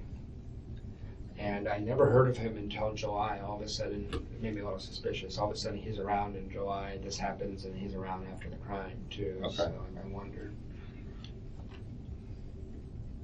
Okay.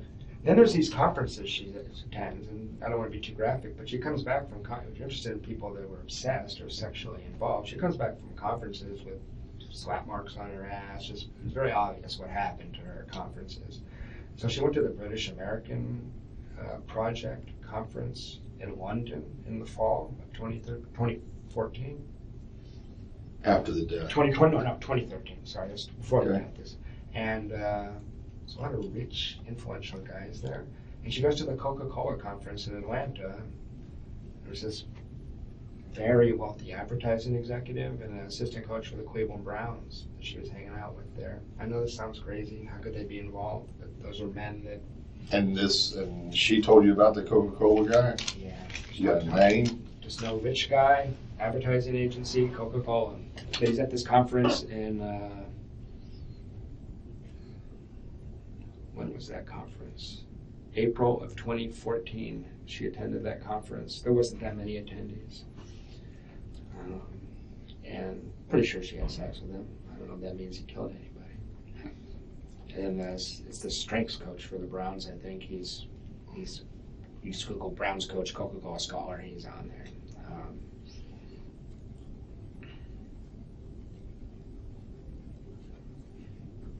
The guy that's the Coca-Cola executive is also the strength coach? No, it's called Coca-Cola Scholars. It's a program conference. So there's two guys there.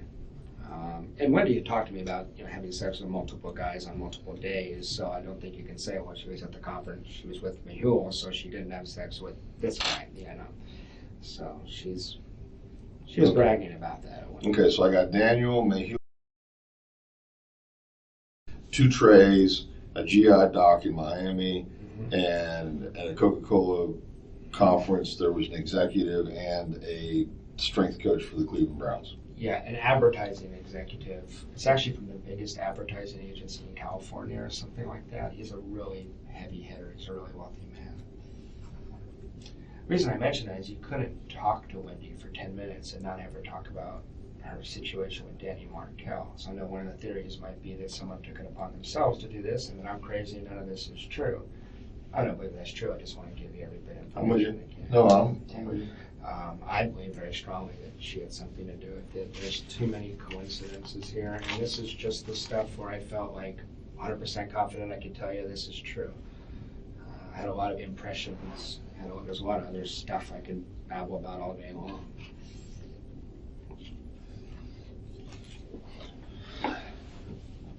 Just so I'm clear, when she went to this Coca-Cola conference in Atlanta, she met not just one, but 2 guys. Is that what you're saying? She talked a lot about, Mehul was at that conference. Okay.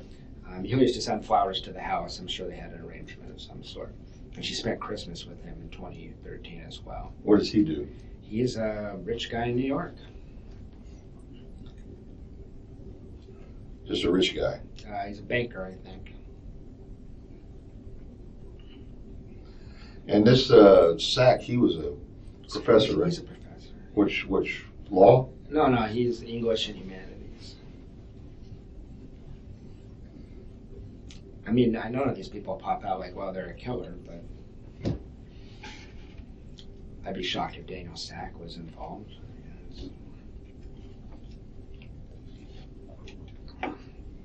Daniel Sack never wanted to meet her kids, got nothing to do with her divorce or her family stuff. I can't imagine. What about Miguel?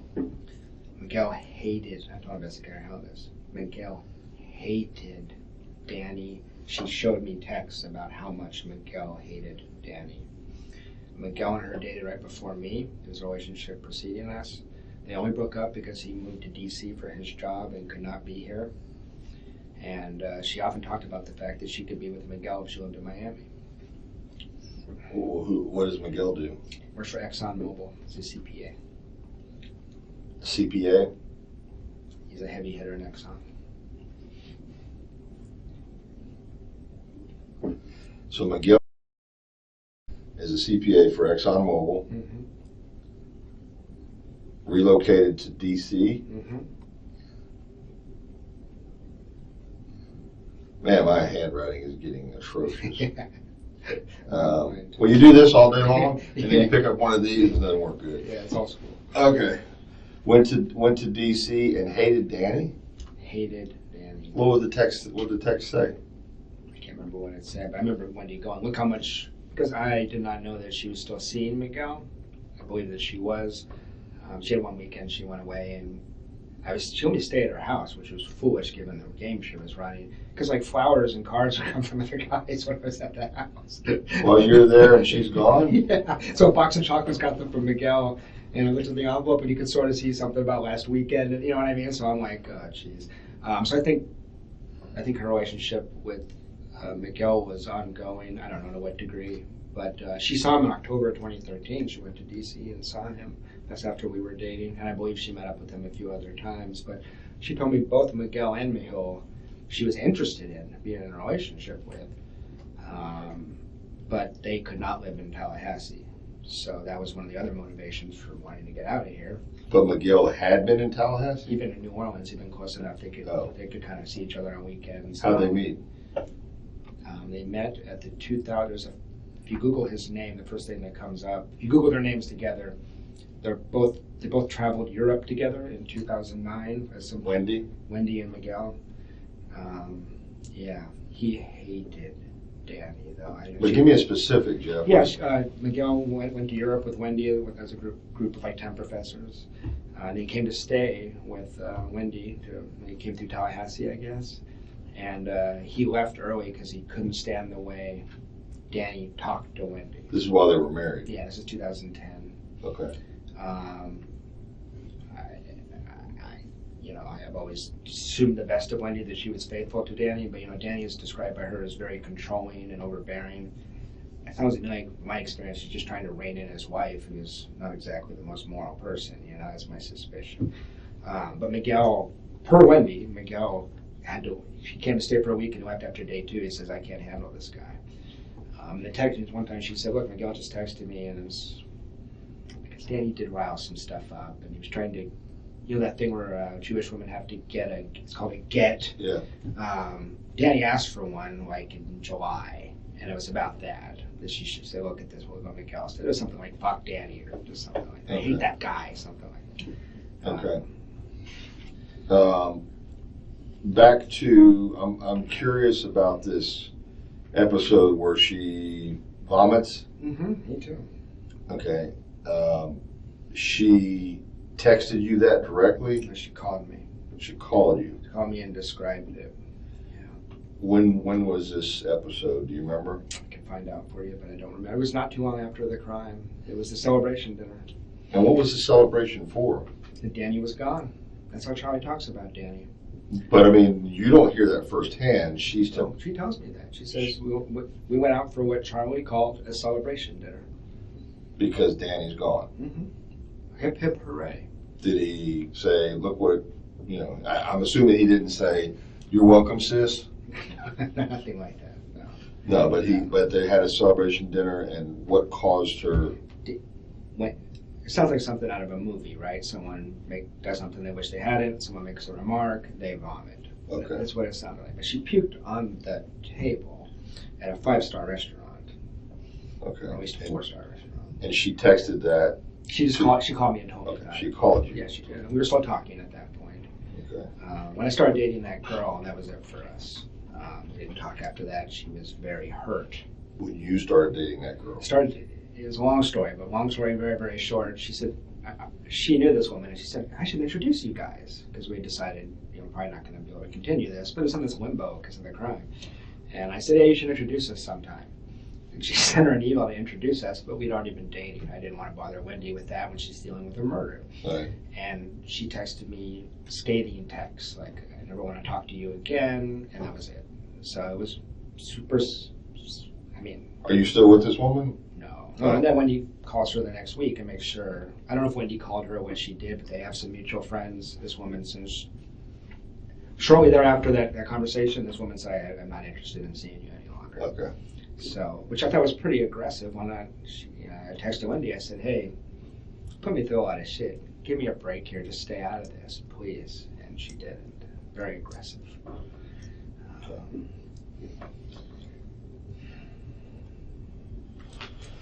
Let me go check on something.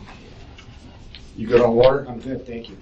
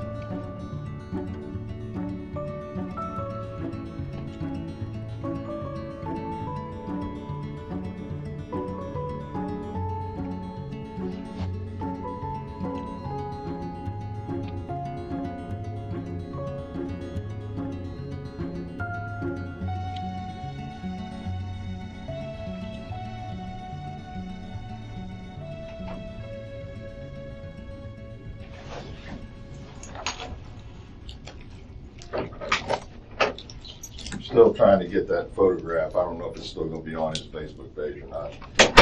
I just want to see if, I just want to confirm this is the individual. I think I'd recognize it if I saw it. At least it was the same photograph I saw. Yeah. Photograph I recall was 4 guys like this. Okay. Okay. All right, I got the men that you're talking about. She made, well, first of all, does she still have the same phone number? She switched her phone 3 or 4 days after the shooting because she thought you guys had bugged it. Okay. All right, do you have the new number? I don't. I think she has the same number. She has a different phone. She just wanted different Which handset. is silly because you don't need to put a bug on a phone physically. Right. I mean, it's funny. Why would she be concerned about people bugging her phone, or police bugging her phone, I guess is what she's specifically concerned about? She's real concerned about that. She told me that. Did you ask why? No, I knew I immediately thought she did this, and so she told me 50 times, Jeff, I had nothing to do with this. And I always just let it be silent. Sorry. I just let it be silent because I didn't want to go there. I didn't want to play my hand. I've never said anything to her. I just wanted to listen. I was hoping she might give me something interesting and I would come tell you guys. Because she's erratic enough, I thought she might say something stupid. She must have said 50 times, I had nothing to do with this. And you saw her statement in the press. She's worried for the safety of her and her children. No one's suggesting a serial killer looking for Jewish lawyers, you know? I mean, this was pretty targeted, so... Yeah, you think,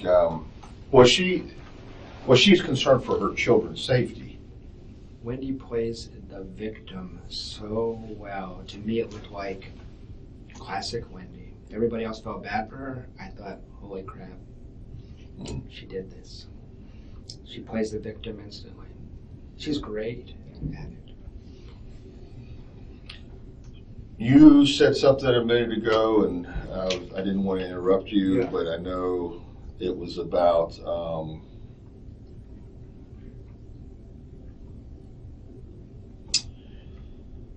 something about Charlie getting shot. Okay. Charlie getting shot. Yeah, I thought she said something about. I thought you were telling me that Wendy was up here or had said something about Charlie getting shot or Charlie getting killed or something like that. She referred to that. Danny or Charlie? I'm sorry, Danny. I'm sorry. I'm totally confusing you. Yeah, that's okay. That's okay. Danny getting shot. Oh, when she was up here, how's this for awkward? My best friend sat next to her at a bat mitzvah. He refers to her, just so you know what it's like in the community, he calls her the murderer in common conversation. He's convinced. I don't know how, I mean, a lot of people, and that's not from my take on it, that's his take on it. Right. He knows I could be crazed. He just sit next to her at a bat mitzvah for 4 hours. She's cracking jokes about Danny getting his head blown off. Head blown off. Yes, cracking. And I can't remember the exact joke, but that was how he put it, at least. And he said he looked at her and said, Wendy, that's totally inappropriate. Where was this at? So it was the Andrew Epstein's daughter's bar mitzvah. Okay. Which was 3 weekends ago. She was here for 4 days. And in the morning when she was here, it was a church ceremony in the morning, then a party at night. In the morning one, she sobbed through the whole thing. And whenever anybody asked her, like, what's going on, she didn't say I'm sad. She said I'm nervous, I'm anxious. I've seen a lot of grief. I'm a social worker. This is really an atypical reaction. It's real strange. And then the evening, she was pretty much herself, but she was cracking jokes. She told some of my friends that she's changing their names to Adelson. She still hates Danny more than you would ever think. And no one has ever heard her say one sympathetic thing about Danny and Markel to this day. And it's just weird. Why would she be hanging on to anger? I mean, I can only think of one reason, to make the world make sense to you. But yeah, she was cracking jokes, which sometimes people deal with pain in that way. I get that. But, I mean... How did she say it? How did he tell you she said it? He might have sent me a... Oh, here's what she said. There was one just general joke, but I have the other text. He said, my favorite quote from tonight, I overheard Wendy saying, at least it didn't happen to Jeff or the kids or somebody I actually cared about. Okay. So that was the vibe. You know, they split this town into two piles, you know. I mean, it was a nasty thing. But people that aren't me, because I'm careful, I haven't told anybody the story like I've told it to you. I've told people I'm suspicious. That's about all I've said. They find her behavior erratic, bizarre, scary, and people who are very close friends to her are coming to the point where they're like, Jeff, I have people stopping in my office saying, Jeff, is there any chance? I was just out the Adelsons in Miami. Is there any chance they had something to do with this? That's the weirdest family. The vibe. You walk in the room and something's strange. I know it's all subjective, but it helps me to hear that because I feel like I'm a crazy person for the last 6 months. I've been waiting for you guys to arrest some vagrant, you know? I mean, and those names I give you, I mean, that's so you have all the data I have. Wendy with Charlie. I don't know who pulls the trigger, but there's a very strange relationship between those two. Yeah. I acknowledge this might all sound real crazy to you, Investigator. I'm not, no. Yeah. So I'm very interested in this. Yeah. I want to make sure that I understand it Yeah. completely and thoroughly. Yeah. And I can see that it's been weighing on you heavily. Well, it has, because it sounds crazy to people, obviously. Although I told a couple of people the whole story like I told it to you start to finish, and no one else has said I'm crazy. My therapist said, one thing I forgot to tell you, I had to go get a damn therapist. It was so crazy. So I tried to manage her. I tried to get some advice on relationships. And in April of 2014, he tells me, look, he's real blunt. I gotta be honest with you. Two possibilities. One is she's just getting over a divorce, is drinking too much, and she'll settle down over time, maybe live happily ever after. Second option, she sounds an awful lot like a sociopath to me. That's an objective person. Right. And I said, sociopath? I said, yeah, high functioning, but she doesn't seem to have a conscience. And I said, oh, Jesus, what I got myself into, because I was in love with her and I wasn't going to leave at that point. But that's the kind of feedback I've gotten when I tell people what she's actually like. Okay. I prefer that you guys catch somebody else, obviously. Right. When's the last time you talked to her or had any conversation? I could find it for you. It would have been in around August 20th. Oh, that long ago. Yeah. She cut off all contact because I didn't tell her I was dating. It was just bizarre. That was the time, it was about the time of commencement, summer semester commencement. That was another thing as far as narcissism and a crazy person. You know what Wendy was mostly upset about? And she told me this. The fact that she had to cancel her commencement speech because Danny was shot. Her attorney said it's a bad idea to get yourself in front of the media like that. Inside edition, I'll show up. You can't do it. She was devastated.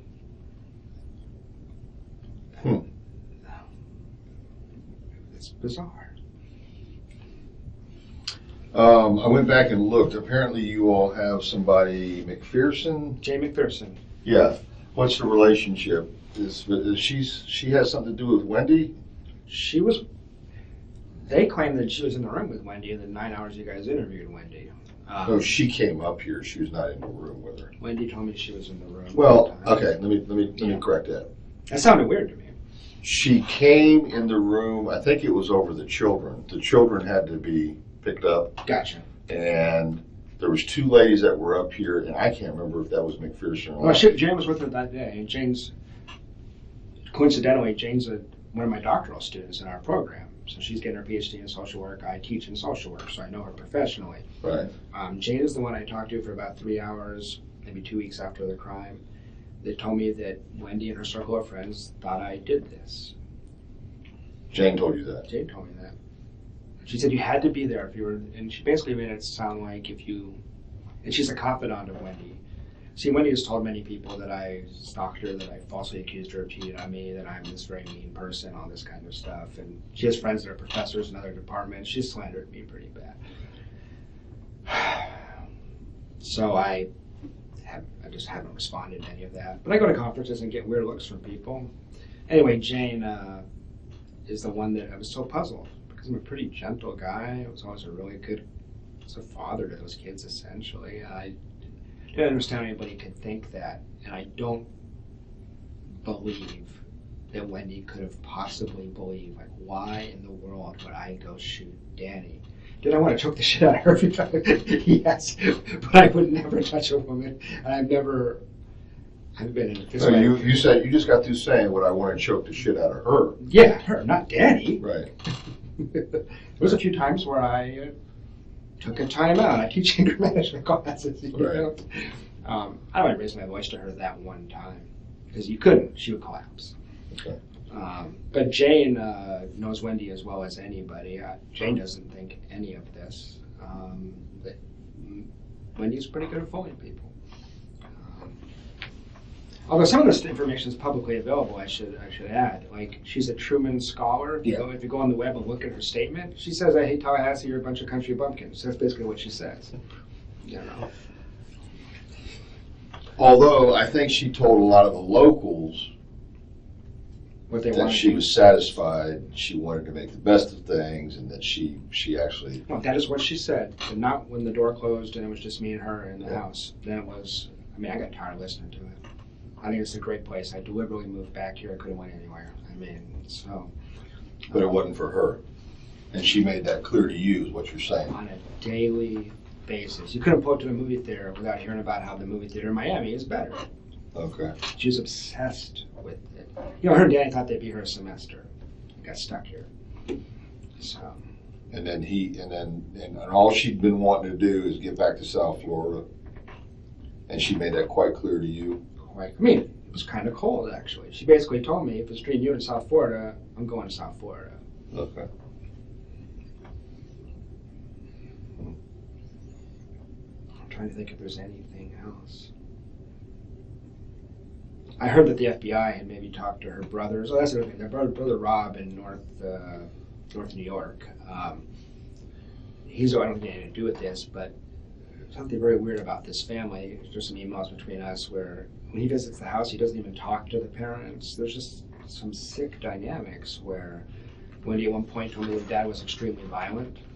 And I thought, well, this makes sense why you're so gun shy and, hair trigger. And then later I said, with your history of family violence, she said, I never said that. So there was a lot of inconsistencies in line, but I don't think Charlie's been up here. If you were, your experience and instincts, you were to talk to Charlie, I assure you, there's something off about that guy. What about this FBI?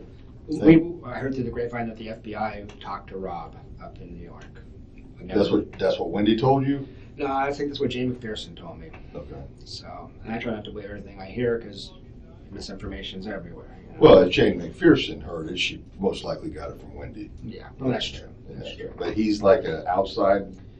He's not really a part of the core family. They don't have a relationship, basically. Okay. And the impression is he's a guy who wants nothing to do with his family. There's something that happened in that house and he wants nothing to do with it. Okay.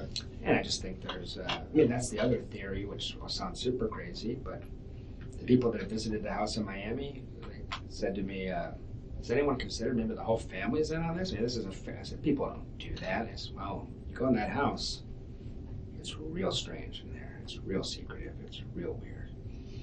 Have you met her parents? I have. Is there anything that you can tell me about them? You know what autism is? Autism? Yeah, Yes. Yeah. The dad and the brother Rob have this reputation of being like that. They everyone in that family suffers from a severe lack of empathy for other people. Okay. She learned that somewhere. Pillars of the community. You get on his website. I mean, years ago I went on it. He was polite to me, but dad's polite, mom's kind of rude, actually. I know that father has been speculated about. They hate Danny in a way. I have a life. I've been through a divorce. I get life. I've never seen this kind of obsession. Like their hobby is hating Danny. It was like really strange. I mean, I fell into this because Wendy could convince you of it, and maybe she convinced the parents. But they were going to put a. You said you looked at some emails, but not others. At one point, Wendy was going to get a restraining order against Danny, which in retrospect is bizarre because he was a good dad. But she had Gary. You know, Gary is a lawyer that he's the one that offered Wendy the job so she could relocate in the summer of 2013. He runs a tort firm suing drug companies. He offered her $1 million job, and I wondered about him too. It's not sexual; it's more of a father-daughter thing, but they're close. Gary. I don't know his last name. Where does he work? He's a lawyer. He works in Miami. Okay. He owns a tort firm, and there are emails. I mean, she sent this document. She had compiled every email, like between Danny and Wendy, for like a year and a half. And the idea was to make this legal case that Danny is harassing her and stalking her. She always goes to this. She told me Danny was a stalker because he looked out the window one time and saw her walking down the street without the kids, and he goes, "Where are my kids? I have right of first refusal. If you don't have the kids, I should have the kids." Wendy claimed that was stalking because he said that. You know. So anyway, all these emails, and the idea was we're going to persuade some judge that Danny needs to be reined in. I read this document, and at this point I'm a little skeptical because she's screwing everybody else. And I said, this is an indictment of Wendi Adelson's character. You read this thing, you get the impression this woman is a total loon. You know, it was interesting because she thought, like, from her point of view, it showed what an asshole Danny was. You were to read this, it's like, this person is crazy. So that was when I started to figure that out. But there's that different perception. At first she seems really together, and then just loses her mind. So my worry is that she had something to do with this, and has no conscience. And it's hard for me to believe she could, I know you can't give a polygraph, I can't believe she'd pass a polygraph, I can't believe she would stand up to repeated questioning if you guys had any leverage. I understand that this was done in a smarter way, it's I don't have any leverage. But my experience with her was over time, she just collapses, you know. Okay. Well,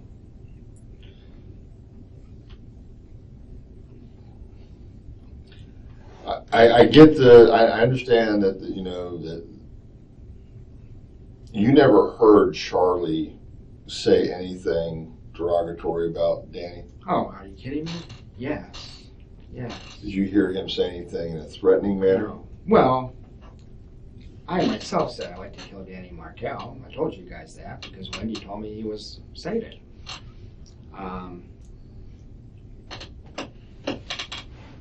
I don't want to make it up. In that hot tub, this is what this family talks about. In that hot tub,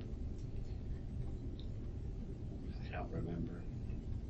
He definitely, in that hot tub, half the conversation was about what an asshole Danny Markel is. He was very heated up about it. He's a very intense guy. It was a little different than when I would say it, you know, Bandito's great. I was like, someone should kill that guy. I was so sick of his shit. Really, it was Wendy's shit. I was manipulated. The brother, I mean, they were married 9 years. They have 10 years worth of the bullshit to be upset about. And the rant and rave about how he handled the wedding. How he handled the wedding. You know, kosher versus not. Remember when he did that at the wedding? What a jerk. I mean, it's like their hobby. It's bizarre. And I didn't have that written down. When was the hot tub conversation? That was right after the March 12th? Yeah, it would have been like March 17th or 18th. It would have been the Sunday at the end of spring break last year.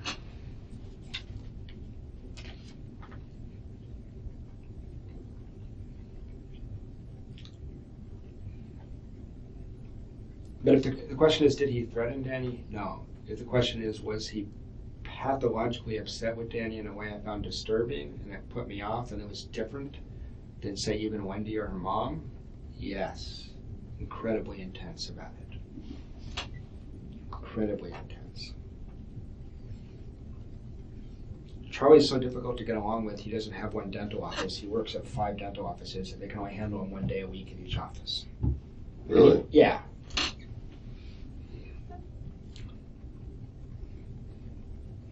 And he seems to know this and strategizing. He's figuring out how to make it work for him. But he was a special ed kid, I believe. He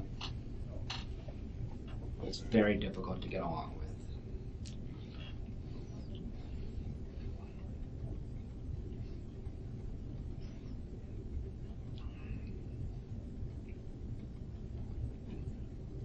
And he is fiercely protective of Wendy.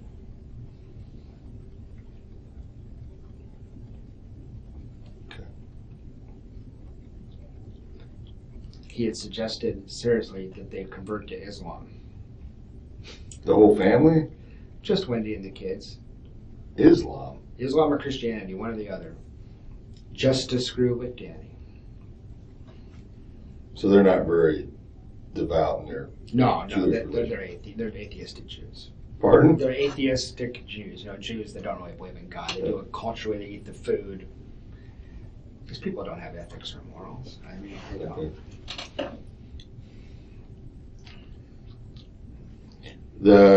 Immediately after the homicide, you came back. I'm with that, Yeah. and then you reached out to Wendy, or she contacted you. 10 days later, she texted a mutual friend, acting as if I would be upset with her. Right. And I said, tell her to call me. She did. At 3 in the morning. She wasn't sleeping well. And we had a very awkward conversation. Mostly I think literally she talked for an hour and a half, and I said probably 30 words. I just listened mostly. It was real. She wasn't sleeping. It was real crazy. But that's where she told me a lot of things that weren't true. I mean, and that could just be a relationship thing. I mean, I couldn't contact you until Jimmy Judkins talked to you, Right. I believe. And I don't know.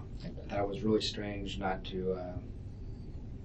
All my friends were texting with her, and she wasn't writing a lot back, but everyone else she acknowledged. One of my concerns, tell me if I'm paranoid, is Wendy's no dummy.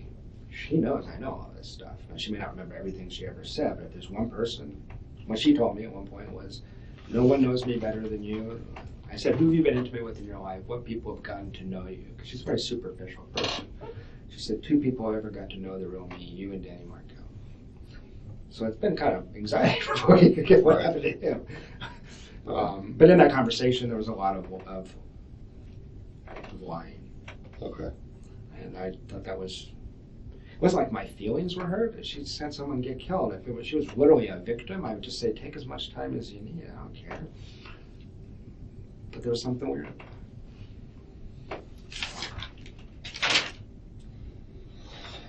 Okay. Let me see if this picture's available or not. Okay. It may be off.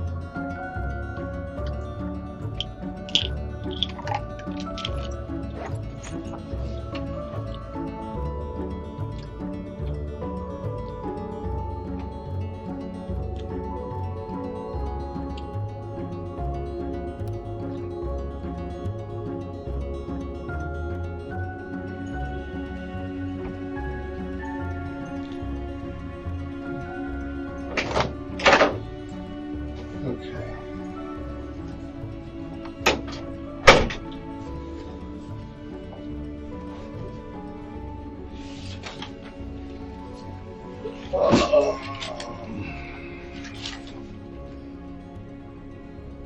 Obviously, if there's something else, we can meet again. I got one other quick thing for you, actually. Absolutely.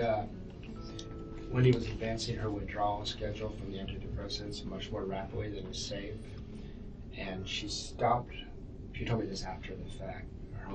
She dropped off the med completely on July 14th.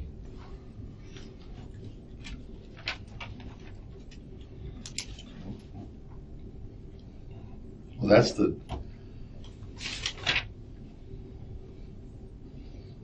we determined that's the date that the conversation happened about Charlie and the 15,000. That's right. But she doesn't tell you till later on. I just said, hey, how are the meds? And she goes, I stopped those. I think the first day I was back, which was Monday, July 14th. That was my first day off of them. So she was off of them completely on that day.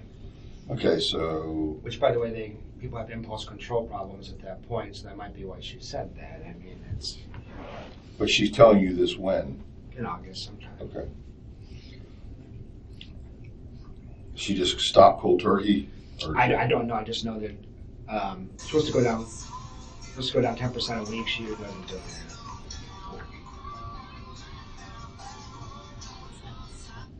that. Okay. Okay. If I think of anything, I'll get back in. I actually had two quick questions for you, if you don't mind. Yeah.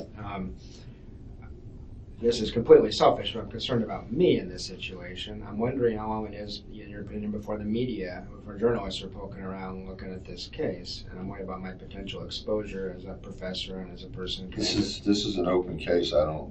They can ask all they want to. They're not getting anything. Okay. And that's what foreseeable. I mean, I may call you. I mean, at some day you may be called as some type of witness. I would do it in a second. Yeah. Okay, I want to make sure that we're upfront about this. I mean, let's say it goes from here to an arrest to a prosecution. I'm there. And for some reason, your testimony is needed. I would say anything I said today under oath. I would. Okay. So that's easy. All right. But as far as anything prior to, anything that you're telling me, if for some reason that was, leaked to the press or anything like that, then I got an arrest to make of somebody else, no matter who it is. I got you. Okay? I got Does you. that set your mind at ease? Well, mostly. The other question is, I was foolish enough to trade emails with Investigator Hale. Now, those, if the case ever does become closed, those are public information, are they not? They would be considered public information, but someone would have to request them, and, for that, it would be something specific they would have to request. I just saw the ones that leaked from Jameis Winston and went, oh crap, is this going to happen to me? Am I going to be, you know what I mean? Because Hollis and I talk about her allegations of stalking in his emails. I'm like, oh great. So I would not worry about it. Okay. I mean, I don't see a concern there. I don't know exactly what you and Hale. I just sent that email that you showed me, and my header to it was, does this sound like someone who's being stalked? This is, I'm trying to work this out with you, maybe, or maybe not, but there's no mention of that. So I look at that as you were showing a defense for why you would not be. And then one other email I sent him, I pretty much accused her. Okay. But I mean, obviously, it's more than that. I mean, yeah, you more than just suspect her at this point. That's what you've been telling me this afternoon, right? Well, that's true. What I've basically gotten from you is this woman is directly involved. She is. Now, I don't think you're saying necessarily that she killed her ex-husband. No. But she either had something to do with orchestrating it or had knowledge that it was going to happen. That's the whole point about I have to be back on the 18th, right? No. Give you a thumbs up, and then know what's going to happen. There's something weird about that date. So I don't think she doesn't have the skill to orchestrate it, but Charlie does. So that's correct, and But you left on Thursday, and your last conversation with her was on Wednesday. My last conversation with her was on Tuesday. Okay. An hour before that email where she says, look, I need a week. No, on the email she says she needs a week.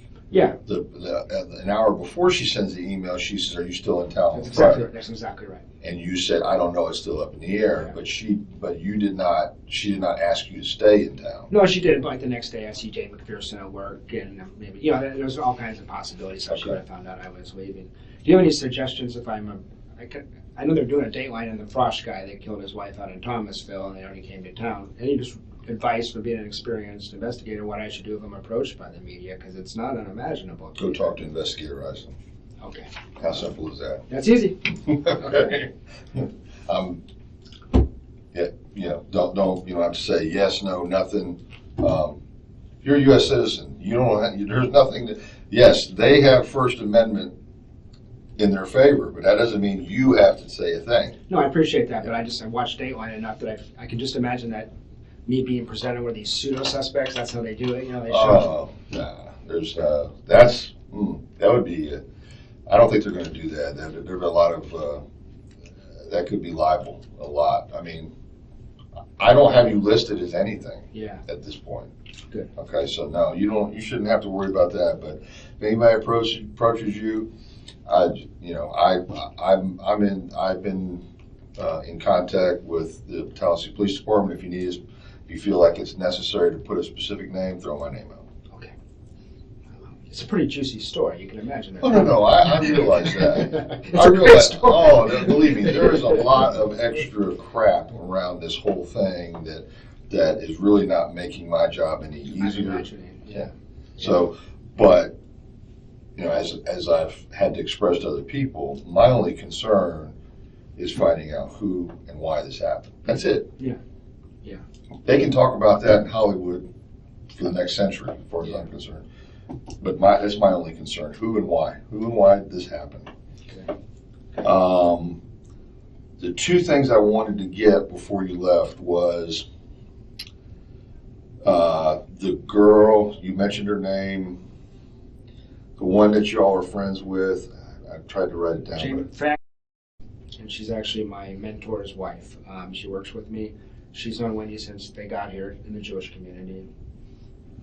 She's been down to visit the house a few times since the crime, and when she hung out with Wendy when Wendy visited Tallahassee. And I remember, the Grossmans. That's something where Wendy stayed. Right. Here was with Al and Wynn. Okay. So, you have a number for Francine? Sure, I do.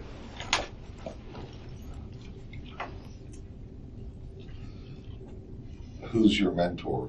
Tomi Gamoni. Tomi? Yeah, Tomi. It's Hungarian for Tom.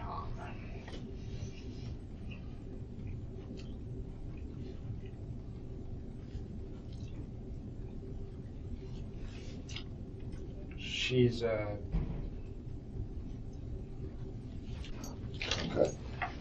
Now she's the one that you said went to South Florida, but you also said basically gave you some information about what she talked to. Wendy was talking through her for a long time after the crime. Okay. So she's exchanged many texts with Fran guided her through the whole divorce. Fran knew Danny.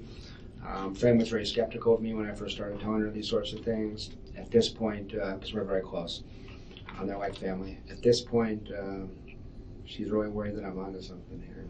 We all are, So Francine. It's Fran. Okay, Fran. Good morning. Would be someone, is basically someone that is close to Wendy, also close to you. Yes. That you and Fran have confided in each other about the concern over what involvement Wendy. It's not a public conversation you want to have. So we've talked very in an unguarded way about this stuff, very frankly. I haven't told her some things. I've never told her that she said Charlie would look into having her killed. I mean, there's some things I just kept off the table. Right. But she knows my concerns, and she came back from those trips very disturbed by what in the household. Yeah, just intuition, but yeah. She's not reached out to us. I don't know why not. It's the first time.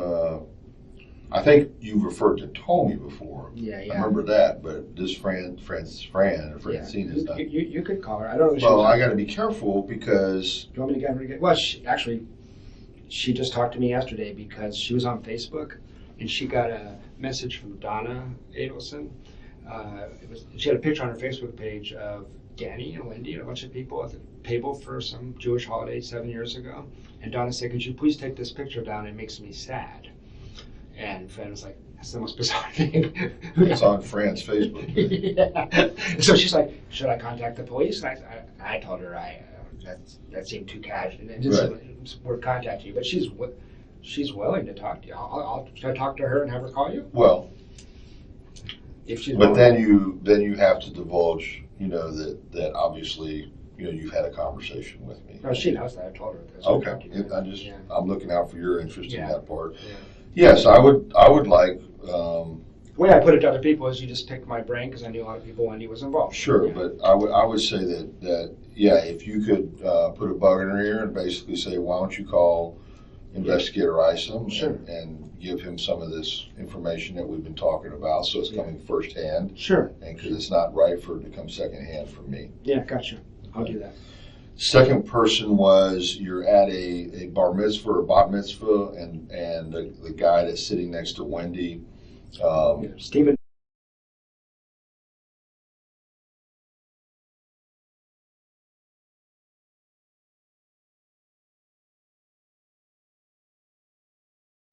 His number I have too.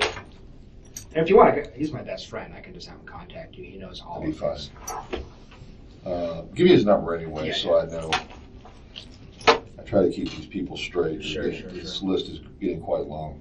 I know. This is your best friend? Here, at least, yeah. We known each other by 8 years. He has an Austin number. He's the one that introduced us. Okay. To you and Wendy. And he knew Danny. And you're still friends? We are. Actually, it's funny. He teared up the other day. He said, I wish I never introduced you to that one. Oh. It's not your fault, Steven. And that's, okay, he's a local guy now? He's at FSU. He's a tenure professor at FSU. Professor of? Social work. Of course. Yeah. It's either that or law. Yeah, that's about all of it. Okay. Yeah, if you could, next week, if those, since it's spring break. Yeah. Does she work in that realm too, Fran? She's a social work professor as well.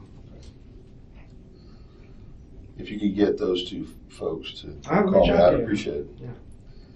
And just give them my number, my phone number, and they can leave a message. I'll get back to them. Yeah, no, I appreciate you being so responsive. I know you got to be busy, and this is got to be a hell of a case. Well, this is my case. This is my case, and this is I want to see this.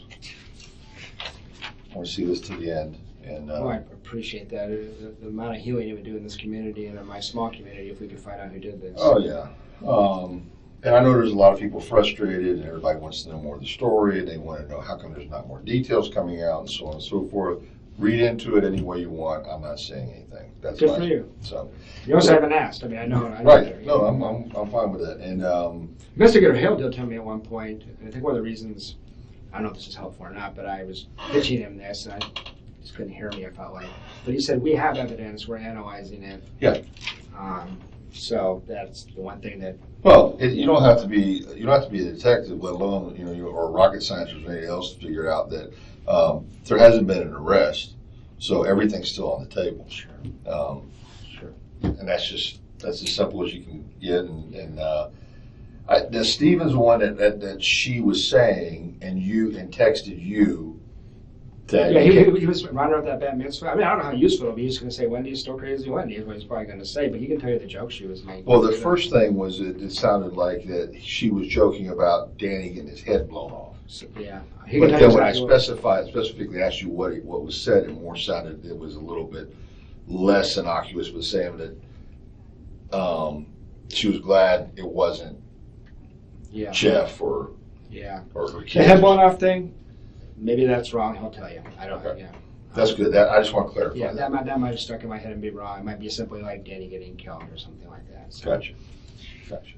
Okay, buddy. I think we're done for now. Thank you, sir. I appreciate I'll walk you downstairs.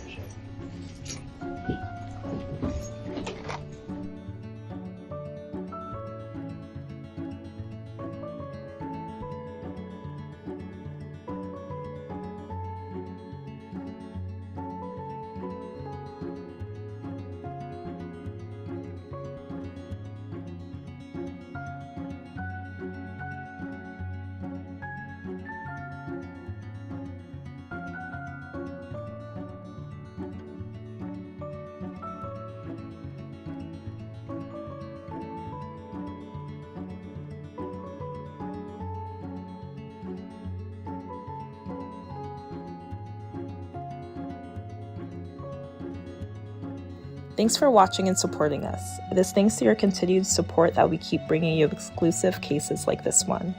Keep in mind that we have expanded our channel to include many types of content, from talk shows and interview shows to deep dives in the files of criminal cases. Until next time, this is Tracy and I'm signing off from Atlanta. Deep Dive True Crime, Mentor Lawyer Justice Network, True Crime Locomotive.